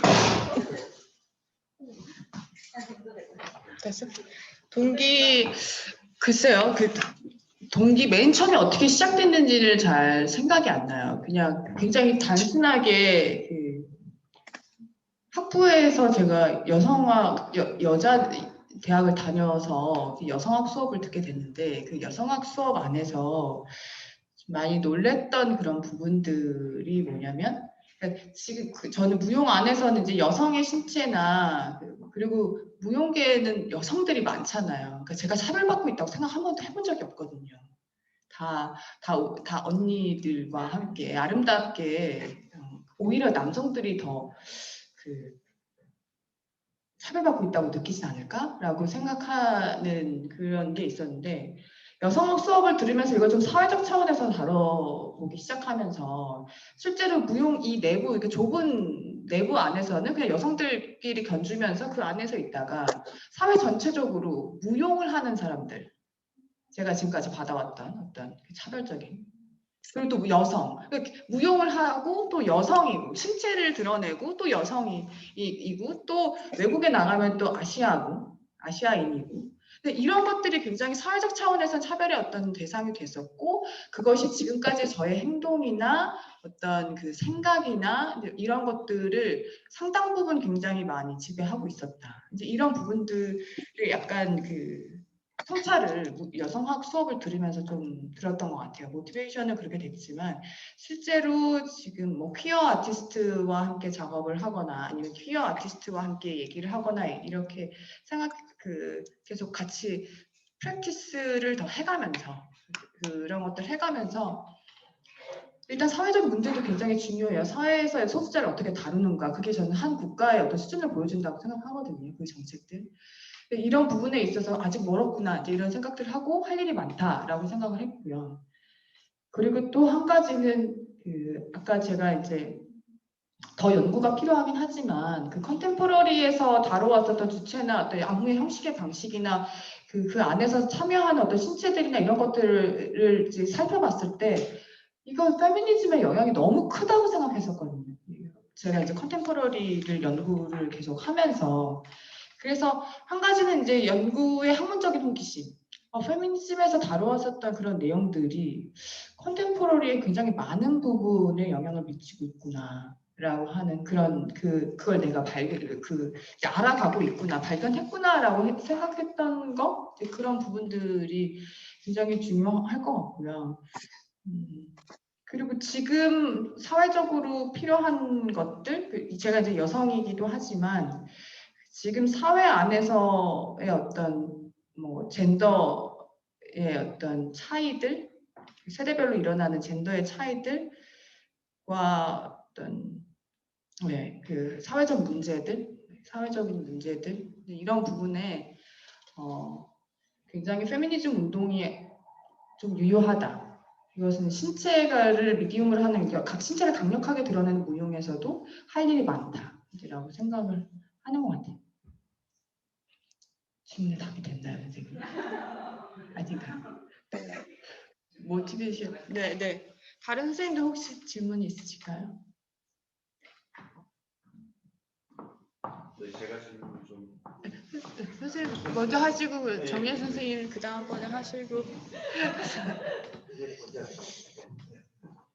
너무 많지만 묻고 싶은 것이 많지만 끌려가지고 한 가지만 해보겠습니다.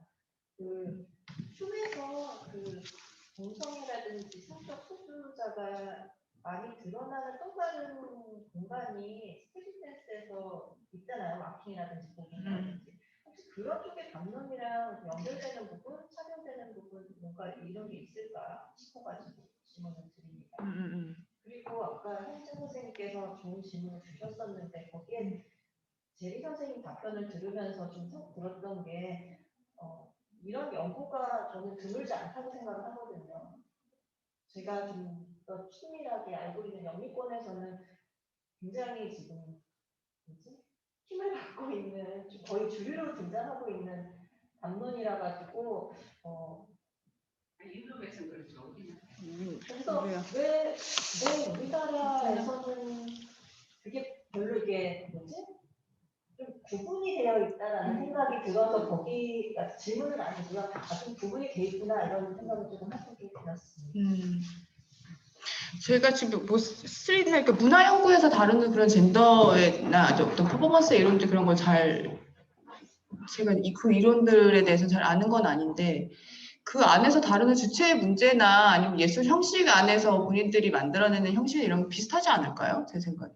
하나의 공연 그리고 여기 컨템포러리 댄스에서 퀴어적인 접근을 하는 그런 방식도 그런 형식이나 이런 거 스트릿 댄스나 아니면 그런 뭐 퀴어 드랙쇼 이런 것들 굉장히 많이 차용하고 있어요.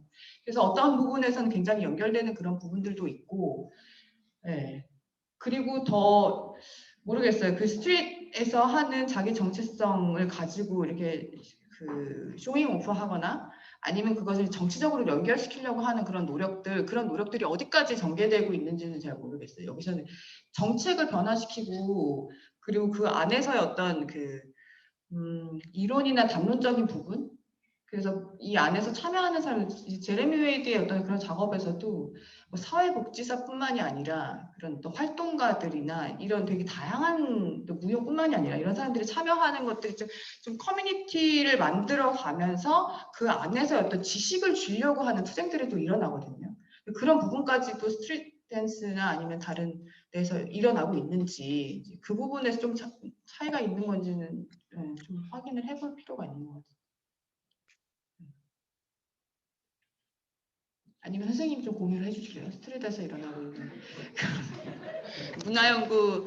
근데 예, 퀴어 이론이 진짜 그런 어떤 그 스트릿이나 뭐 파티나 아니면 또 뭐 하나 커뮤니티 뭐 에이즈에 대한 어떤 혐오 이제 이렇게 그 각각의 어떤 그 정체성으로 모이는, 그리고 이제 그것에 대한 연구, 문화 연구나 뭐 퍼포먼스 스터디나 아니면 그 안에서 어떤 댄스 히스토리나 이렇게 굉장히 다양한 학제적으로 연결되어 있어서 딱 이렇게 정확하게 구분하기는 어렵다고 봅니다. 네네네. 질문이 좀 많은데요. 우선 그 페미니즘에 대해서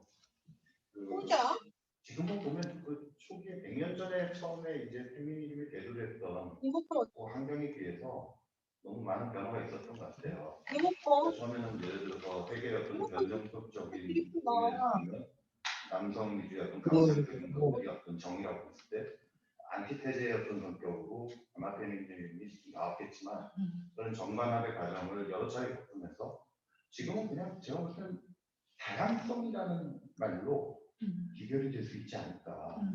그렇다면 애초에 우리가 지금 용어 자체를 봤을 때 페미니즘이라는 말이 담고 있는 다양성의 가치가 너무 크기 때문에 아예 이 용어 자체가 어떤 다이버시티즘 뭐 이런 식으로 이제는 좀 변경이 되는 시기가 아닌가. 이런 저의 견해에 동의를 하시는지 한번 보고 싶고. 페미니즘이란 용어를 다이버시티로 대체할 수도 있지 않을까. 너무나 보면 그렇게 확장이 된 것 같아요. 네, 맞아요. 제가 볼 때는 뭐 어떤 포용일 수도 있고 뭐 확장일 수도 있는데 결국에는 어떤 다양성에 대한 어떤 인정이 있지 않을까. 네네. 그런 맥락에서 이제는 그 용어 자체도 네네. 확장이 돼야 된다. 라는 생각이 좀 들더라고요. 거기에 대한 견해를 좀 듣고 싶고. 네네. 저는 아까도 잠깐 말씀을 하셨는데 제가 그 한국의 어떤 상황을 봤을 때 한국의 경우에는 어떤 무용과 관련되는 관련자들이 머저리티가 저는 여성이라는 생각을 굉장히 많이 했었어요. 네네. 오히려 어떤 측면에서는 남성 무용가나 안무가나 관련자들이 좀 마이너리티라는 개념이 생각이 드는데 이 부분에 대해서는 어떤 견해를 가지고 있고 앞으로 어떤 식으로 발전되는 게 좀 좋을지. 세 번째는 약간 좀 이건 약간 우스갯소리 같은데 제가 이제 쭉 그 삶을 살아보면서 저희 부모님이나 이제 제 친구의 부모님들을 보면 나이가 들수록 어떤 신체성이 변화가 되는 것 같아요. 굉장히 그 남성적인 어떤 아버님들이 나이가 들면서 여성성이 많이 나오고 그리고 이제 여성적인 어머님들이 굉장히 목소리가 커지고 남성적인 어떤 저 자신도 요즘에는 드라마를 보고 그러면 눈물이 나오거든요. 그다음에 인테리어 이런 데 관심이 있는 분이거든요. 그게 이런 변화가 오는데 어떤 선생님은 어떤 연구자로서 그런 어떤 본인의 어떤 신체적인 어떤 아이덴티티가 여러 가지가 어떤 표출이 되고 있으신지 그래서 그런 것들이 결국에는 어떤 통합적으로 제가 말씀드렸던 어떤 다양성으로 비결이 돼야 되지 않을까 이런 변화에 대해서 한번 제가 선생님의 말씀을 듣고 싶습니다. 네네. 되게 중요한 말씀 많이 해주신 것 같아요. 역시 인생은 호르몬이죠. 호르몬이 다죠. 맞아요. 이렇게 페미니즘이 사실은 이제 페미니즘 학제가 아니잖아요. 그 디스플린이 아니고 하나의 어떤 그 아직은 스터디스와 같은 그냥 여성의 연구 이제 이 정도로만 되어 있어서 사실 페미니즘에 지금 관련된 연구를 하시는 분들은 훨씬 더 이제 더 학문적인 걸 단단히 해야 된다고 생각하고 초기에 어떤 가부장제에 문제 제기했었던 어떤 여성들의 노력 이제 이런 것들을 기본으로 두고 있어서 아마 페미니즘이라는 용어를 지금 이렇게 다양해졌는데도 불구하고 계속 유지하는 것은 아닌가. 근데 뭐 인터섹셔널 페미니즘이나 에코 페미니즘 이렇게 얘기를 하면서 그 앞에 이제 붙는 말들로 다양한 것들을 표현하고 있기는 한데. 그냥 다양성이라고 했을 때는 저는 또 한 가지 그러니까 문화적인 헤게모니가 또 생기지 않을까라는 생각이 들어요. 그러니까 그냥 다 다양하게 그냥 있는 것들을 우리가 더 중요한 것은 이 차이를 더 연결하고 이것을 평등하게 바라보는 어떤 그런 그 행위이거나 관점일 텐데 그냥 다양한 거 이것도 있고 한국도 있고 미국도 있고 여자도 있고 남자도 있고 이렇게 그냥 다양하게만 펼쳐놨을 때 그 안에서 더 문화적으로 유의를 선점하는 또 헤게모니가 발동하지 않을까. 그래서 다양한 거보다는 그 안에서 발생하는 차이나 사이나 권력의 관계나 더 이런 것들이 페미니즘의 핵심이기 때문에 다이버시티라는 용어가 적합할까? 조금 더 연구가 필요할 것 같다는 생각이 좀 들고요. 그리고 한국에서의 무용계 그렇죠. 여성들이 굉장히 많이 있고 그리고 근데 역할을 좀 볼 필요가 있을 것 같아요. 그러니까 초기에 이렇게 시대마다 조금씩은 다를 것 같긴 한데요. 모르겠어요. 그냥 어떤 제가 봤을 때는 그 역할을 어떤 것을 하느냐. 그러니까 제가 볼 때 남성 안무가들은 더 많은데 여성 안무가들은 별로 없는 것 같고 어떤 기관장들 여성 안무가들은 많은데 기관장들은 없는 것 같고 그 이제 거기에 대한 별로 비평 의식도 별로 없는 것 같고 그러니까 예를 들면 1년 동안 그 2017년도인가요? 2018년도인가요? 그러니까 국립현대무용단에서 1년의 라인업이 다 남성 안무가로 된 적이 있었거든요. 거기에 대한 문제의식은 잘 표현을 안 했었던 것 같아요. 근데 이제 거기에는 되게 많은 여성 무용수들은 있었죠. 그러니까 어떤 그 위치인가 안무가와 무용수 그리고 안무가에서 또 밀려난 남성 무용수들은 다 협회장을 하거나 기관장을 하거나 더 매니저를 하고 그런 어떤 다이렉터, 마스터 그리고 실제로 그 행위하는 사람들 이런 것들을 구분을 좀 더 면밀하게 들여다봐야 될 필요가 있지 않을까라는 생각이 좀 더 하게 되고요. 그리고 신체성에 대해서는 인생은 호르몬이다. 하고 싶고 근데 계속 변화하면서 계속 달라지는 게 그게 꼭 이제 그래서 저 연령대 연구 요새 좀 관심이 있거든요. 그 올드에이지의 어떤 몸들 우리가 이제 무용에서 진짜 안 다뤘던 게 그 어떤 퀴어나 이런 것뿐만이 아니라 이제 연령 다뤄지지 않았던 몸 거기에 대한 탐색 그런 부분도 신체성 안에서 반드시 당연히 고려될 부분이라고 생각합니다. 네, 감사합니다. 지금 여기 우리 스님이 질문하신 거에 대해 답을 취한다고 제가 말씀드리는데 아까 김재리 그 대표자님이 말씀하신 대로 그 호르몬 관계로 저기 어느 의사가 실제로 있는 일이에요. 어느 사역자가 의사한테 하소연을 했답니다. 내가 부인이 옛날에는 여성스러웠는데 너무 남성스럽고 거꾸로 내가 여성스러워가지고 치여 산다고 맞으면서 산다고 그랬대요. 그랬더니 그거는 나이가 들어서 호르몬 관계라고 나이가 들으면 여성은 호르몬이 남성으로 바뀌고 남성은 여성으로 바뀌어서 그렇게 거꾸로 된다. 그렇게 얘기해서 저도 이해했습니다.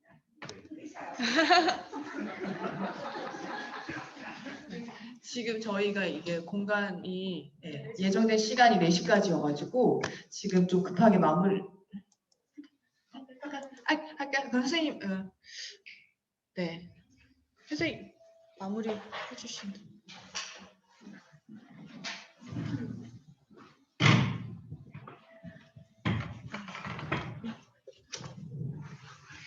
네, 김재리 선생님 그 굉장히 어려운 내용임에도 불구하고 굉장히 쉽게 이해할 수 있도록 재미있게 강의를 해주셔서 너무 감사합니다.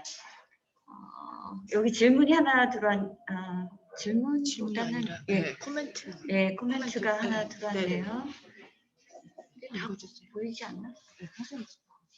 질문이 아닌 것 같아요. 네, 다양성 담론으로는 한계가 있어서 신경 다양성의 관점에서 실제로 퀴어 담론이 진행되고 있죠. 맞아요. 소프트 코리오그래피처럼 다양성이 중요하다고 생각됩니다.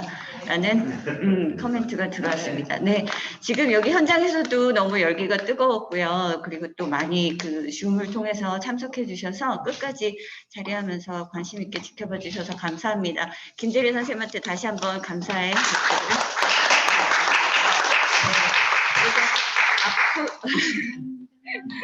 앞으로도 이런 그 무용계의 중요한 이슈나 그 중요한 과제들에 대해서 이야기할 수 있는 그 담론의 장이 되었으면 좋겠습니다. 저희 원래 특강 그 다음 달에도 5월 15일에 예정되어 있거든요. 구금미 선생님의 몸의 지각성에 대한 내용으로 그때도 관심 갖고 많이 참석해 주셨으면 감사하겠습니다. 네, 오늘 원리 특강 마치겠습니다.